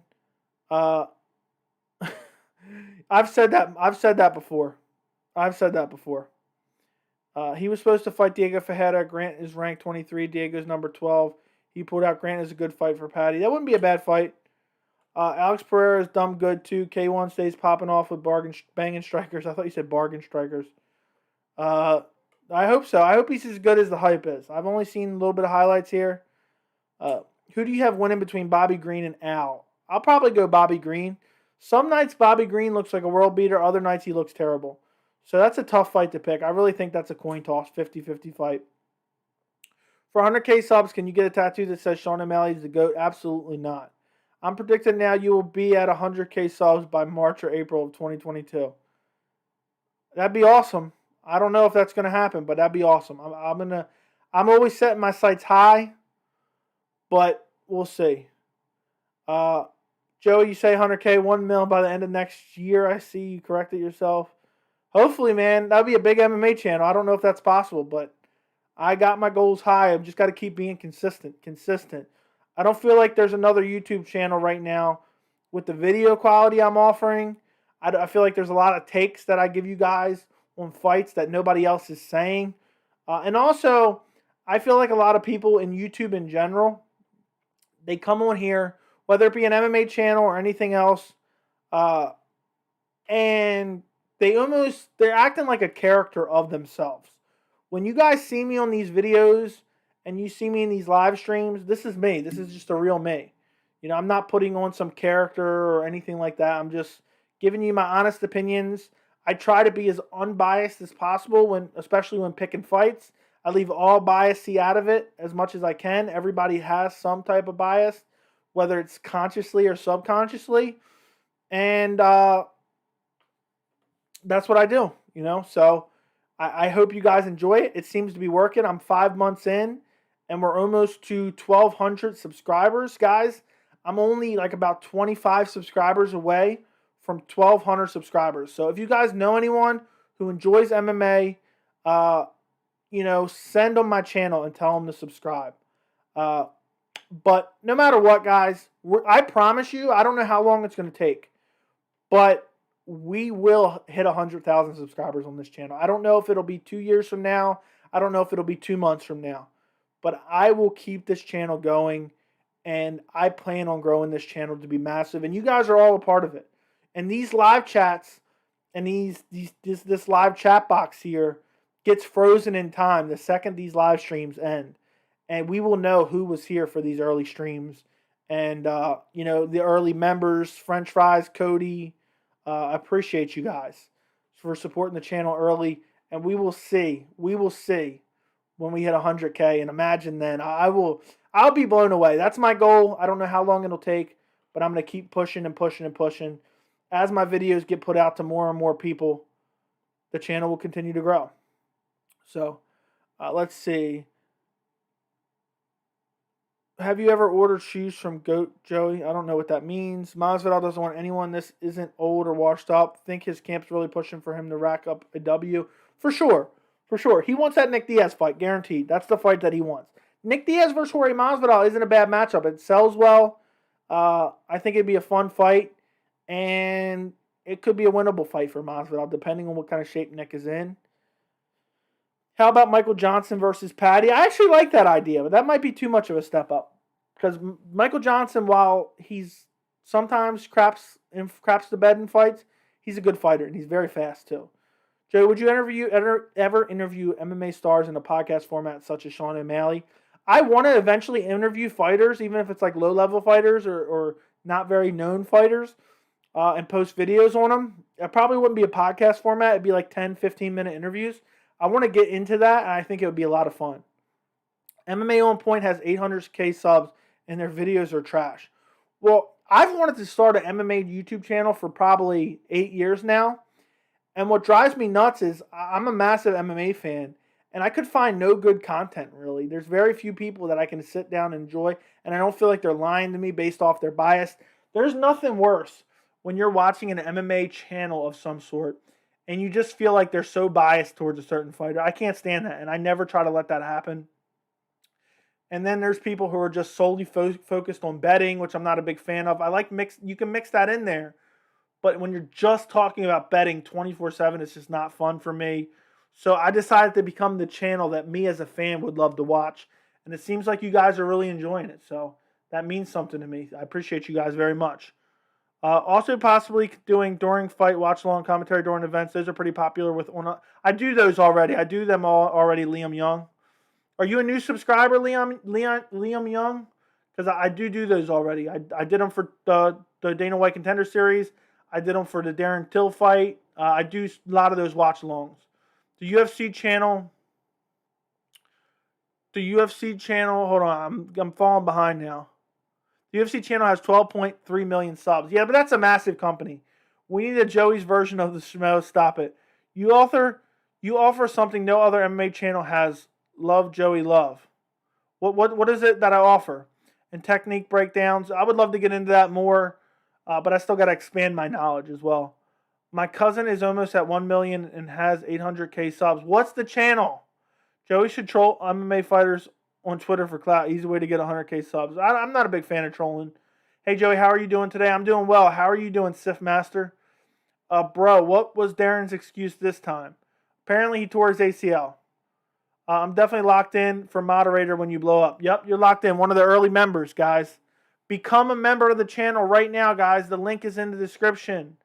Go sign up. It literally costs almost nothing. And you get ample benefits. Cody Flexer is one of the early members. We actually got more members than I thought we would have. And you guys will get to see behind the scenes stuff. But yeah, I've seen videos before where people messaging celebrities and see who respond. You should try it with UFC fighters. I'm not a big fan of that. I get it, but at the same time, I want to grow this channel 100% organically. I don't want to use weird techniques to try to get clout and earn, people, subscribe. And so I just want people to find the videos. I want them to enjoy the videos, and I want them to subscribe. I don't want, constantly trying to. I have multiple friends who would subscribe to the channel that don't even know about the channel because they don't watch MMA. So there's no point in them being a subscriber. So on this channel, I have one friend that's a subscriber of the channel. That's it.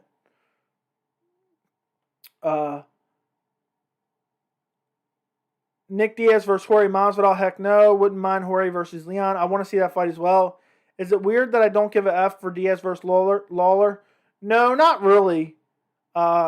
It's, two old guys. I'm excited for it, but I'm not particularly enthralled by it. Do you watch The Weasel? I don't really watch too much YouTube MMA channels, but I do occasionally watch The Weasel. MMA Point just steals articles. I don't really watch it. The MMA Guru is an awesome channel. I don't watch the MMA Guru, but I've heard of him. And I've seen a little bit of his commentary. So, people keep calling me the American MMA Guru. So I'll take it, I guess. Yes, I am. You're currently the background to me, not paying attention in this meeting. That's awesome, man. I guess you just found it today during this live stream. See? Look, Liam Young's a new subscriber, just found it today. Hopefully he'll stick around for a while. Every Wednesday we do a live chat, 6 p.m. Eastern. I go for about an hour and a half, 2 hours. Darren should have won even with one leg. Joey, who do you think will be the next UK champ? Being from England, I'm very hyped for a lot of fighters I saw on Saturday. I'm not sure, man. Who is the next UK champ? Who has the best chance? Who did I see? No. I hope I didn't end the stream, guys.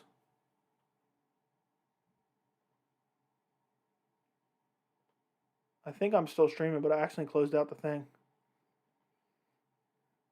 Let me get back to that.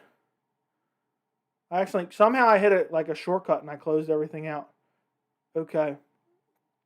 I was pulling up a tab. Who just fought on last Saturday that was very impressive? The name is slipping me right now. UFC fight card. What was that? UFC Vegas 36. So the most impressive on this recent card, Jack Shore looked very, very good. I think he looked very good. He could be a future champion. Paddy Pimblett looked good, but that's still very, very early to say. So maybe Jack Shore. I don't think Darren Till is going to get it done for you.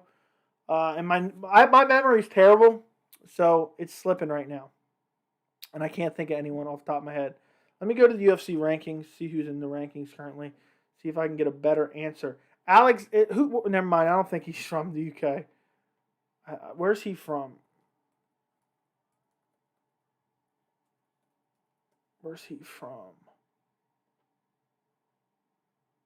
He's Austrian.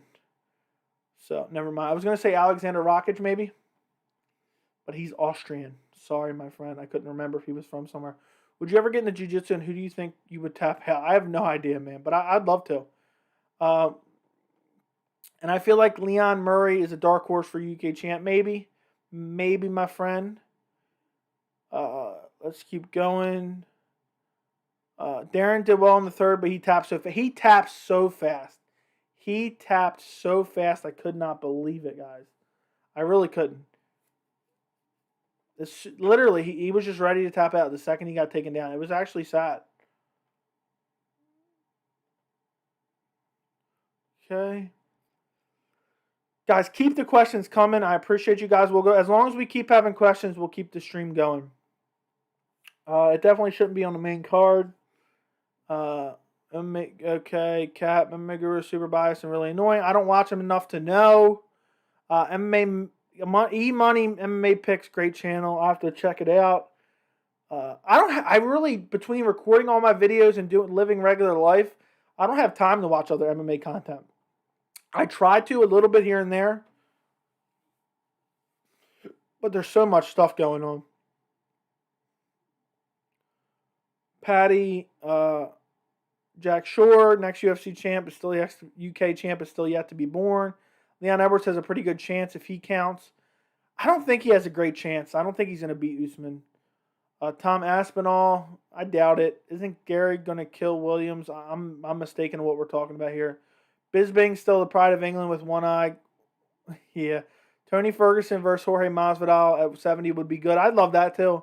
How do you see Sean O'Malley versus Aljo playing out? I think Aljamain Sterling beats the brakes off of Sean O'Malley. I think he takes him down, ground and pounds him, and eventually submits him.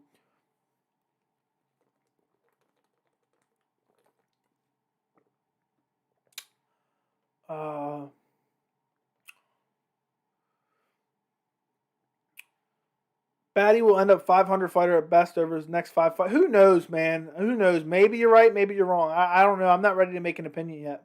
I honestly think Ferguson should leave 55 and just finish the rest of his career at 170. He's done all he had to do at 155.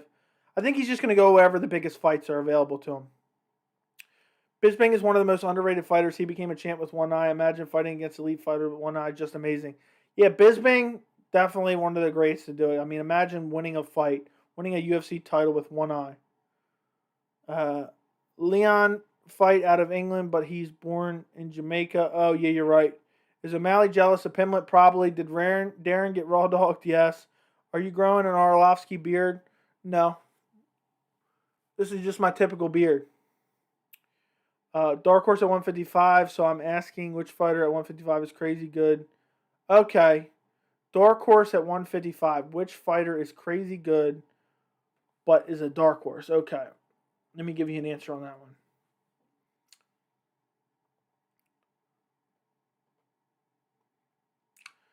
I'm going to look for someone who's criminally underrated. Let me take a look, see.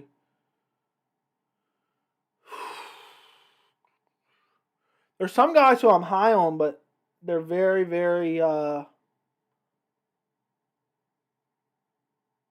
they're overhyped almost already.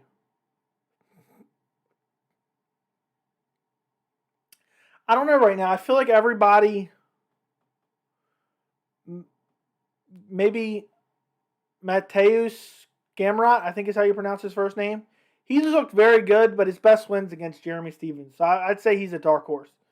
He could be a world beater, elite lightweight, but we're not sure yet. He's 19-1 in his MMA career. He has one loss in the UFC by decision.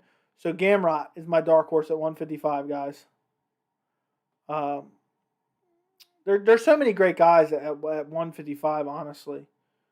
Let's see, who else?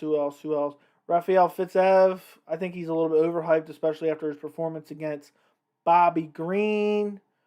Gregor Gillespie looks incredible. I know he lost to Kevin Lee, but his stamina plus his grappling, heavy pressure style. I'll tell you this one right now. This is going to sound like a little bit of a cheat of an answer, but Rafael Dos Anjos is massively overlooked, and he is a great fighter. He's massively overlooked. Yeah, E-Money has a very good channel. He's very entertaining. I think it would be a tight if UFC expanded to include a kickboxing league and a free-flow grappling league like Bellator +1. Thoughts on this? I don't know, man. It starts to get too confusing, but I get what you're saying. Maybe if they manage it. I don't think they would ever do that, though. What happens if Aljo wins against Yan? Oh, my goodness. I have no idea. That would be a calamity. Maybe a trilogy. Who are your current favorite fighters in the UFC and why, or past favorites?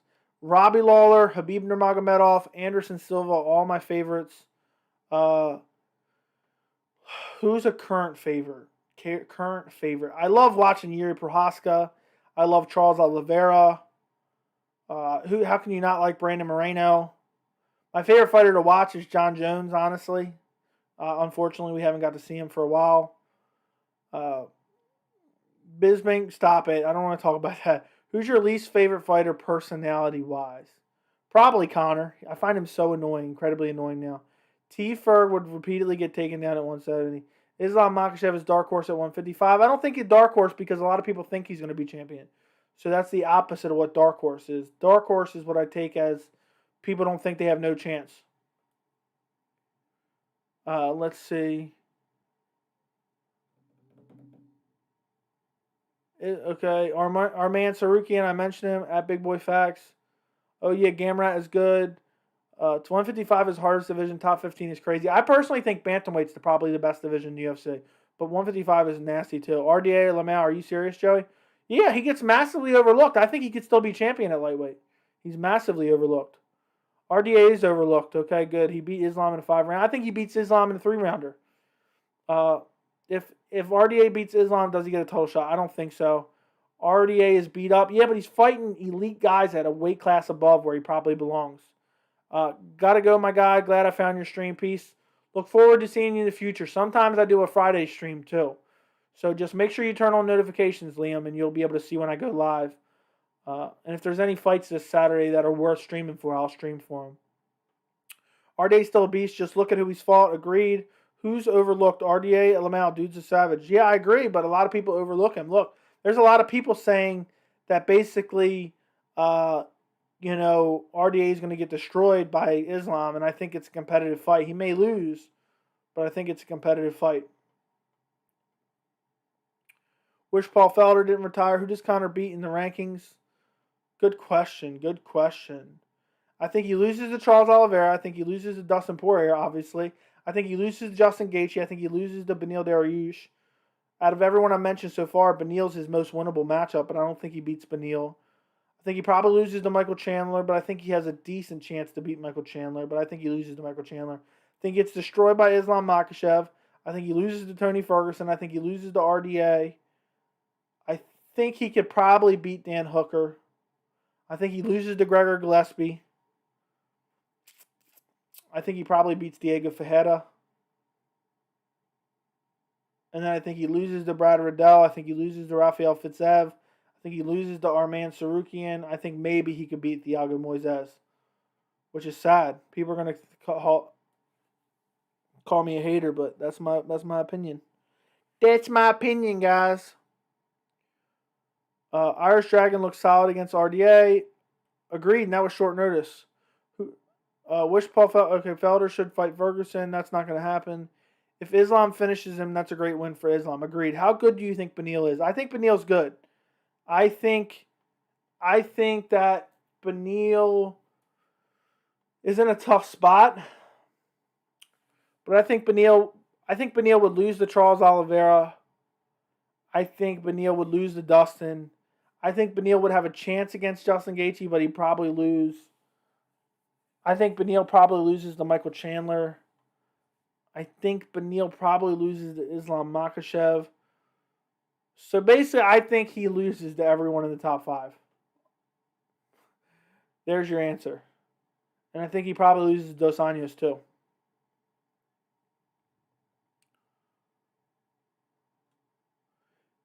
Conor would lose to Megan O'Leary, maybe. Can he be champ? I don't think so. I don't think he can be champion. He would starch Fiziev. I don't know. Conor did his best work at 45, in my opinion. 2016, Conor was the best. But Neil just left the chat. That's hilarious, dude. That's hilarious. Okay, guys. Keep the questions coming. Another thing I wanted to talk about, and I put in the chat thing, who is Sean O'Malley going to fight next? And I thought about doing a dedicated video, and I may still do a dedicated video on this. But I really think Sean, and I did do a video talking about this topic, but Marlon Vera is now fighting Frankie Edgar at MSG at UFC 268. And now Sean O'Malley lost a big opportunity. That was a spot to fight someone in the top 10. He says he wants a better contract if he's going to be fighting in the top 10 of the division. So who could he fight next? I don't know. I really don't. Maybe Rafael Sunsao, but I don't think that's a very winnable fight for him. My guess is maybe we get Sean O'Malley versus a Cody Stamann. Maybe they rebook the Luis Smoka fight. Maybe fight Song Yadong. I haven't really nailed down. I'd personally like to see him fight Dominic Cruz. That's a big fight that I would like to see. But that's going to be a hard one. I put that in the description. But I really don't know. I would need to put some more thought into this. But who does Sean O'Malley fight next? Who do you guys think he should fight next? Let's look at the bantamweight division. Sean O'Malley. Okay, he's not ranked currently in the top 15 of the UFC. He could fight Ricky Simone. He could fight Kyler Phillips. He could fight Casey Kenny maybe. Timur Valiev. There's a lot of matchups for him. Brian Kelleher's been calling him out, so maybe that fight will happen. I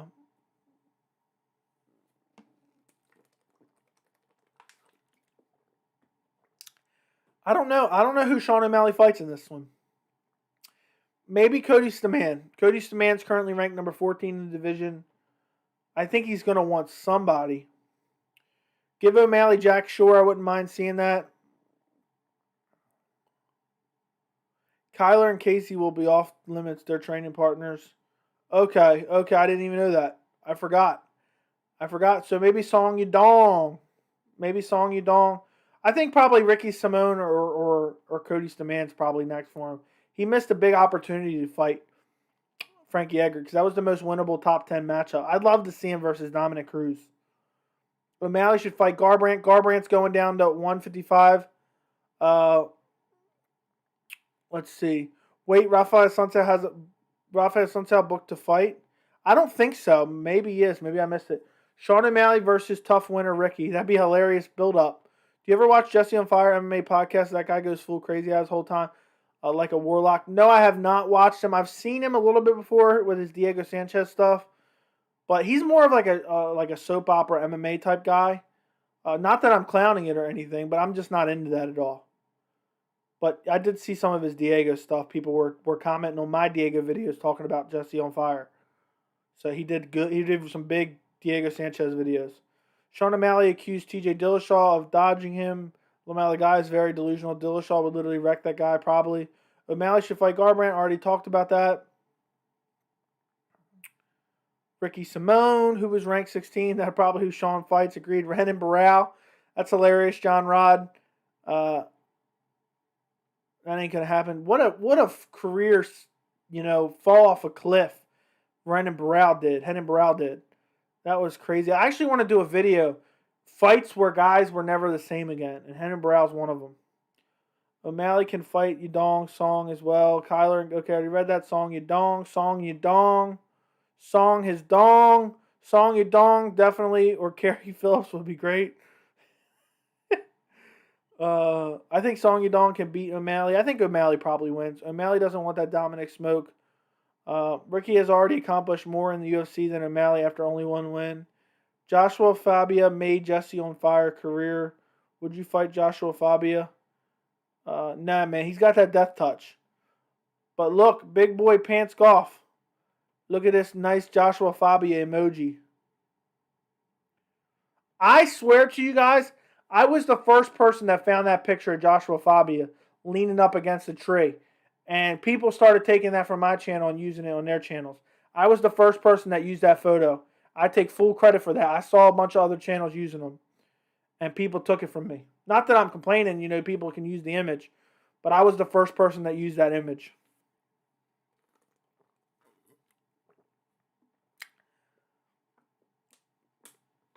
Malley versus Marlon Vera 2. My voice messed up there. What's next for Diego Sanchez? Or Davishvili? Davishvili's fighting Marlon Moraes. Fabia versus Jake Paul. I would pay for that. Song hits hard, though. He has knockout power. He could possibly put O'Malley lights out. I think O'Malley's just a better striker. Diego Sanchez is fighting in bare knuckle boxing, if I didn't already say. Do you think Johnny Hendricks took PEDs? Most likely. I mean, he fell off a cliff, too. And then remember before the GSP fight, GSP wanted extra testing, and Johnny Hendricks didn't. I took that Fabia photo. I bet you did. Photo credit to you. Could Jake Paul beat the talent? I have no idea, dude. That's a weird question. How tall are you and what weight class you would fight at? I'm 6'2", 6'3"-ish. Probably if I was in peak physical condition, probably 205 maybe. But right now I'd be at heavyweight. Thoughts on Sean saying Vera doesn't deserve a rematch? He's living in a different universe. Diego versus Fabia, bare knuckle boxing. I love that. Look, I hate freak show fights. But if bare knuckle boxing did Diego Sanchez versus Joshua Fabia, I'd pay the money for it. I wouldn't even stream it. I would buy that pay-per-view. That would be hilarious. O'Malley won't bully Song like he did, oh boy, with the green hair. Joey would fight at bantamweight. Garbrandt versus O'Malley. Garbrandt's going down to flyweight, so that's not going to happen. That is not going to happen. So realistically, there's a bunch of options out there. I think most likely is probably Cody Stamann or Ricky Simone. I think those are the most likely. Stop it. Excuse me. Guys, anybody who's watching this stream right now who's not subscribed, go subscribe right now and turn on notifications. And if you are subscribed and you don't have notifications on, go turn on notifications so you can get notified every time I go live. So you guys can always be a part of these live streams. That's the point. That's the point of having those notifications on so you can see. Also, guys, put in the chat, what is your favorite MMA YouTube channel? I always like to ask that because I always like to try to go check out other channels and see what they're doing right, what they're doing wrong. I don't watch much, but I try to see, what people are doing and what people like so I can try to improve. I've talked about it. In the next month or two, I'm going to buy a new microphone. I'm going to get the Shure SM7B. There's nothing but improvements coming to this channel in the near future. So let me know what your guys' favorite MMA YouTube channel on. Fabia is a strawweight. Diego versus Fabia. You know they would make up. Okay, I already read that.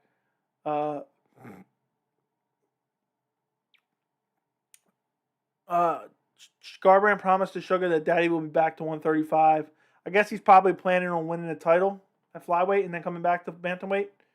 I mean, my guess. I don't know if it's going to go that way for him. How fake is Brian Ortega on a scale from 1 to 10? Probably like a 6. He seems like an odd dude.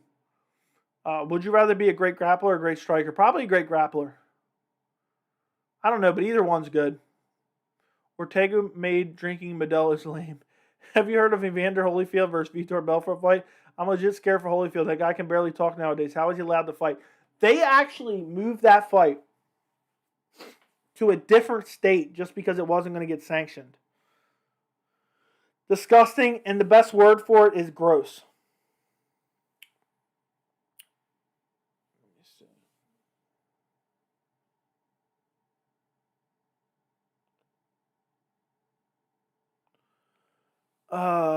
Is Edgar fighting soon? Yes, he's fighting Marlon Vera.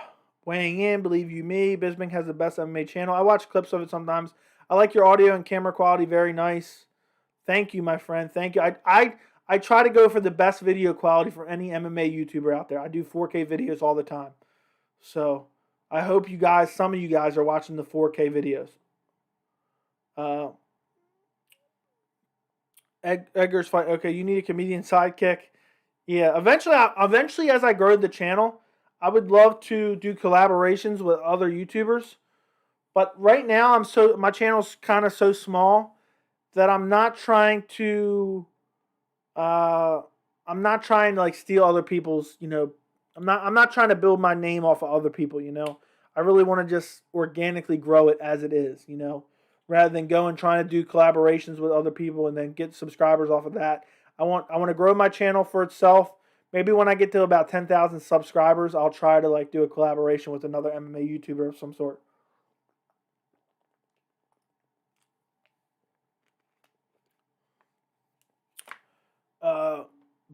But that would be like one-offs. Maybe for like a fight companion or something like that. Brendan Schaub versus Joshua Fabia. Schaub versus Ariel. Make it happen. Why did they did a legend like that? I have no idea. Holyfield is actually the favorite. That's crazy. Another win for MMA, 0 for boxing. I don't know. MMA point, less than, pretty nice. I don't know what that means. Weighing in, Josh Thompson is wrong 80% of the time in his picks. Keep it solo. We came for your audio, camera, and opinion. Thank you, man. Thank you. I appreciate it. Even if we disagree, you guys, I love having the conversation. And Thompson dislikes Chandler. Big John is there to put him in his place. You should try and hacking other channel subscribers. I don't want to do that. I want 100% organically channel growth. Stop it, Jen. Stop it. Of course, MMA Joey is still the GOAT MMA channel, so I came across it. Thank you, my friend. Thank you, Sith Master. Thank you. Don't forget your yearly, okay? I don't know what that means, but okay. I know someone you could collaborate with. That's hilarious, dude. That's hilarious. I got to go, but have fun. We're only going to go a few more minutes, guys. If you're going to keep the questions coming, we'll go for a few more minutes for the live stream. If you guys have any more questions, put it in the chat. Let me see if any more topics I put within my description that I want to cover. Okay. Let's actually talk about my 2021 prediction record, which fights I got wrong. So let me pull up UFC events 2021, UFC list of events. So I'm going to tell you every fight this year that I got right and wrong. If I can find a list of events. This is impossible to find a full list of events from 2021.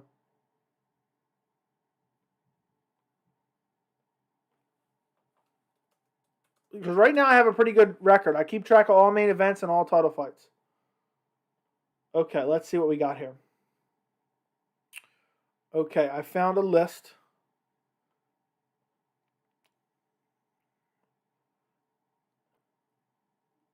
Pull this up, guys. Hold on one second. Always good conversation, debates, bro. Agree or disagree. And your comments, you're always so calm and poised. Love the continuity and consistency. Thank you. Thank you. Thanks again, man. That's why I aim just to be myself on here. I'm not trying to be anybody that I'm not. I'm just giving you my honest opinions. I'm not trying to be biased just because I like or hate a certain guy. I just try to give you my honest opinion, what I think. Nobody's paying me here. Nobody's paying me to, ride somebody. Would you take COVID booster if required? Diego biting you? No. Who wins in the Izzy Whitaker rematch? I say probably Izzy. You should do clickbait, more clickbait thumbnails like Sean O'Malley releases text with Dana White. I only do those when they make sense. If it doesn't make sense, like if it's not a real reveal, then I'm not trying to piss anyone off with fake stuff. So when it makes sense to do something like that, then I do it. But if it doesn't, it doesn't. Okay. Stop it. I'm going to go through my entire pick record real quick. Guys, let me just pull up one thing. I'm going to tell you what my current record is. Hopefully it's not wrong because I've been keeping track of it fight by fight. So I'm going to pull it up. I put it in the description of every prediction and post-fight video as long as I remember. So right now I am 21-8 in main event predictions, and I am 9-3 in title fight predictions. So let's go through what I got right and what I got wrong. The first event of the year was Max Holloway versus Calvin Kattar. I took Max Holloway. I just thought he had the better cardio. Max Holloway obviously won, but I really want to get into the ones that I got wrong. Chiesa versus Magny. I took Chiesa. I thought he was the better grappler. He obviously won. Poirier versus McGregor too, and I've talked about this a good deal on the channel. And I picked McGregor in the second fight. I thought Dustin Poirier was going to be too prideful and try to stay on the feet and eventually get boxed up and finished. And I couldn't have been more wrong, and I addressed that in the third fight. I picked Poirier in the third fight. Overeem versus Volkov. I picked Volkov. I do not trust Alistair Overeem's chin at all. I was right there. Usman versus Burns. I picked Usman, even though I thought Burns had a decent chance to win that fight. And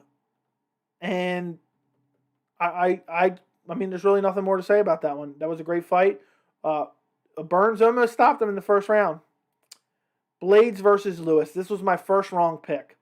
And, I mean, you guys know what happened here. I picked Blades. I thought he would be able to grapple him. I thought he'd be able to, stay on the outside, box him up a little bit, and then take him down.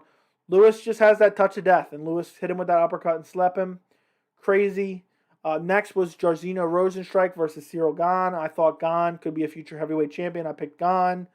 Blejovich versus Adesanya. I picked Blejovich. Most people were picking Adesanya in that fight. And I just thought that Jan Blejovich, just the size difference, the power was going to have an effect on the feet, even if it didn't land. And sure enough, it did. And also the grappling.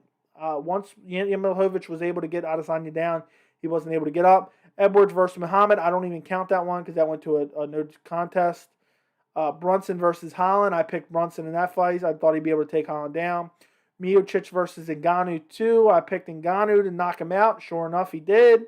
Vitor versus Holland. I picked Vitor. After I saw Holland's wrestling in the Brunson fight, I knew he wasn't beating Vitor. Whitaker versus Gastelum. I picked Whitaker. Usman versus Masvidal. I picked Usman. Reyes versus Prohaska. I picked Prohaska. Another great pick right there.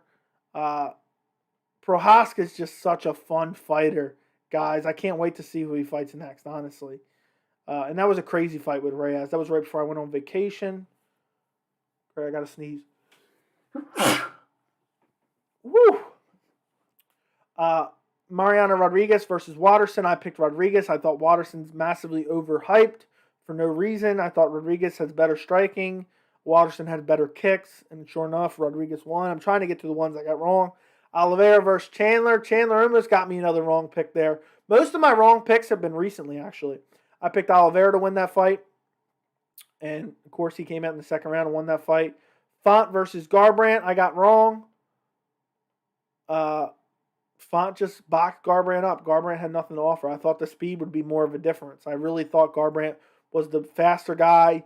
I thought that he would be able to, really box up and beat up Font, and I thought he would use the heavy calf kicks, but it wasn't to be. So there's another one I got wrong.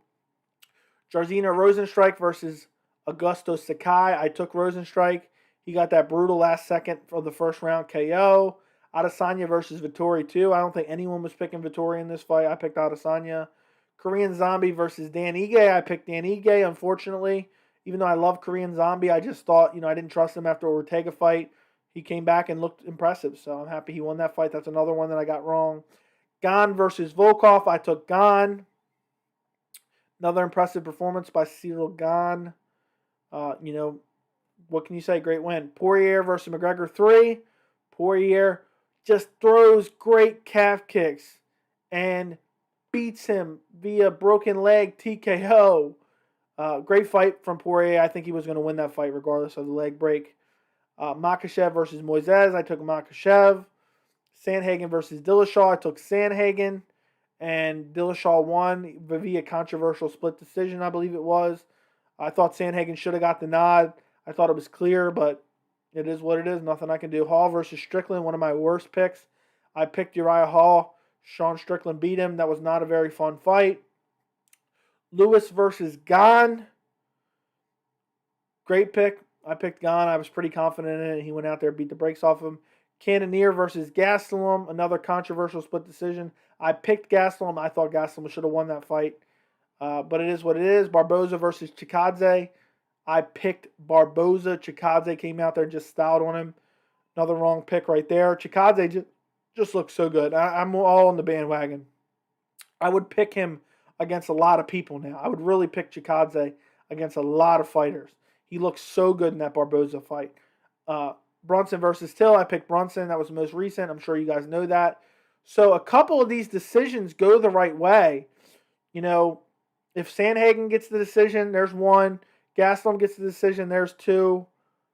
What was the other one that had a close decision? Let's take a look, see. So it looks like it's two of them. I don't know if there was any other ones that I was talking about. I could easily be, on my pick record, I could be 23-6 right now in main event predictions, which is damn good. 21-18 is still pretty good as it is. So, hopefully, I continue with a good pick record for the rest of the year. A lot of big fights coming up.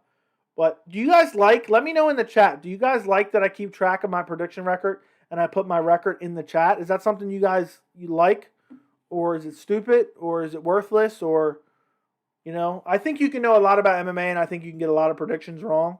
But I just kind of like keeping that in the description of my predictions and post-fight videos so you guys can see how I've done with my predictions. So let me know if it's valuable to you at all or not. Okay, let's see what you guys are saying in the chat. I'm only going to go a couple more minutes. So, guys, fill the chat with whatever you guys want. Okay. Are there any high-profile fighters you think are currently on roids? I think there's probably a lot more than we know of. But I don't like to speculate on that. You never know. There's guys like Anderson Silva who look like they were skinny as can be. And they test positive. So, who knows? Usman's on something. A lot of people say that. I would prefer a fist bump rather than clapping your hands. Okay. Well, send a super chat, man. If anybody wants to see me give a fist pump, send a super chat. There's a little money sign right next to the chat. That's a great way to support the channel, and you can get a fist pump from me. Did Khabib go over the line with the Ring Girls comment? I thought it was pretty straightforward and honest. I think Khabib just gives his honest opinion on stuff, and people don't like it. I think what happens is a lot of people are just interested in what he has to say because of who he is, and he's just brutally honest. He doesn't lie, and it just makes him look like a dick. I made the wrong prediction for Derek Lewis versus Gane fight on my channel. Oh, I didn't even know you ran a channel. That's funny. Yeah, I could have never picked Derek Lewis in that fight. Will Yanez O'Malley ever happen? Maybe. Pretty good. Who do you think finally beats Jake Paul? I have no idea, man. I have no idea. Usman is a savage. I agree. Usman loves them special vitamins. Ngannou is an absolute savage. I agree. Brutal knockout power. By the way, guys, don't forget to like the stream. Please go like the stream. Click the little thumbs up button right now if you haven't already. And also, if you're watching the stream and you're not subscribed, go subscribe right now. And also turn on notifications, guys. Do it. Help the channel grow. I greatly appreciate it. But mainly, like the stream. Go like the stream. I know I'm talking to you. If you haven't already, go like it. Her surname is Nurmagomedov, the female version of his own name. Disgusting stuff. That's crazy. God beats Ngannou. I'm not sure. I can't wait for that. That's like her last name being Muhammad, dude. Such a popular name in the Middle East. Yeah, agreed. It could be. Yeah, there's a lot of people named Nurmagomedov who aren't related.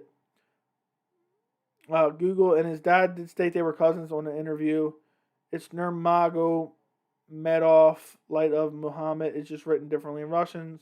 Yeah, they cousins. Okay, this is getting weird. Hall versus Strickland. Hall decides not to kick. Hall looked terrible. Maybe, yes. I hope that yes is to the predictions in the description. Love Khabib. Khabib's one of my favorites. It's kebab. Prediction record, yes, it's good to have. Yeah, I like putting it in there. I like to have accountability for what my predictions have been.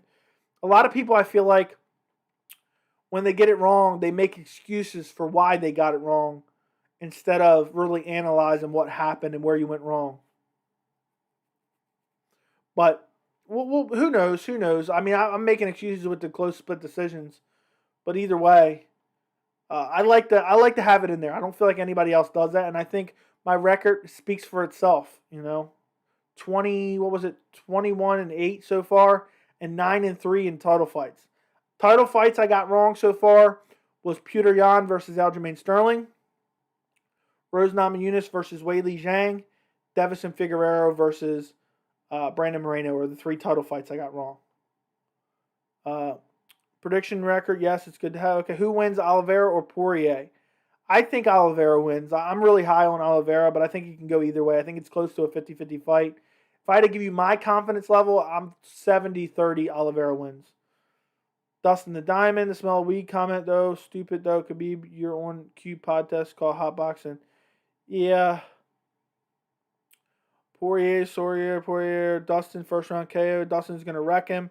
10-second KO. Petr Yan versus Sterling doesn't count as being wrong. I agree, but still, it was a wrong prediction, so I got to put it in there. I don't want anyone to think I'm lying about prediction. Yeah, I know I have a great prediction for this record for this year. It's very, very good, and some of them are underdogs too. You know, I feel like nobody was picking Derek Brunson last week. I picked Derek Brunson, and the best part is 95% of that prediction record is all documented on YouTube. So, thank you, Cyberpower. I appreciate you, my friend. We just went through it all. I told you the ones I got wrong. So just to recap, the ones I got wrong, I got Chikadze wrong against Barboza. Well, I picked Barboza. I got Gastelum. I picked Gastelum, and I got it wrong versus Cannonier, close decision. Sandhagen versus Dillashaw, I got wrong. Again, close decision. Hall versus Strickland, I got wrong. I picked Hall. Korean Zombie versus Dan Ige, I got wrong. Font versus Garbrandt, I got wrong.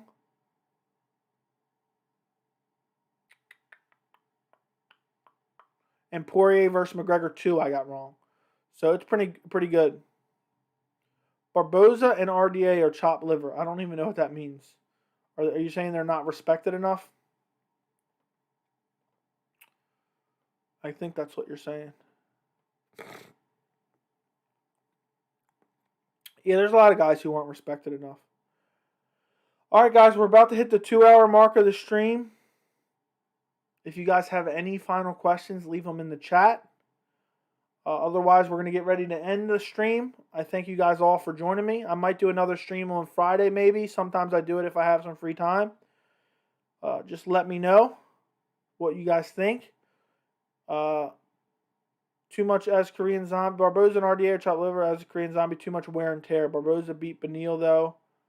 Yeah, he had a crazy flying knee. Okay, guys, it looks like we're all out of questions for today. Thank you all for joining me. I appreciate you guys very, very much. Don't forget to like the stream. Maybe I'll be on Friday. Turn on notifications. You'll be able to see every time I go live. I appreciate you guys so much. Have a good rest of your night, and I will see you in the next video. Thanks for watching, guys.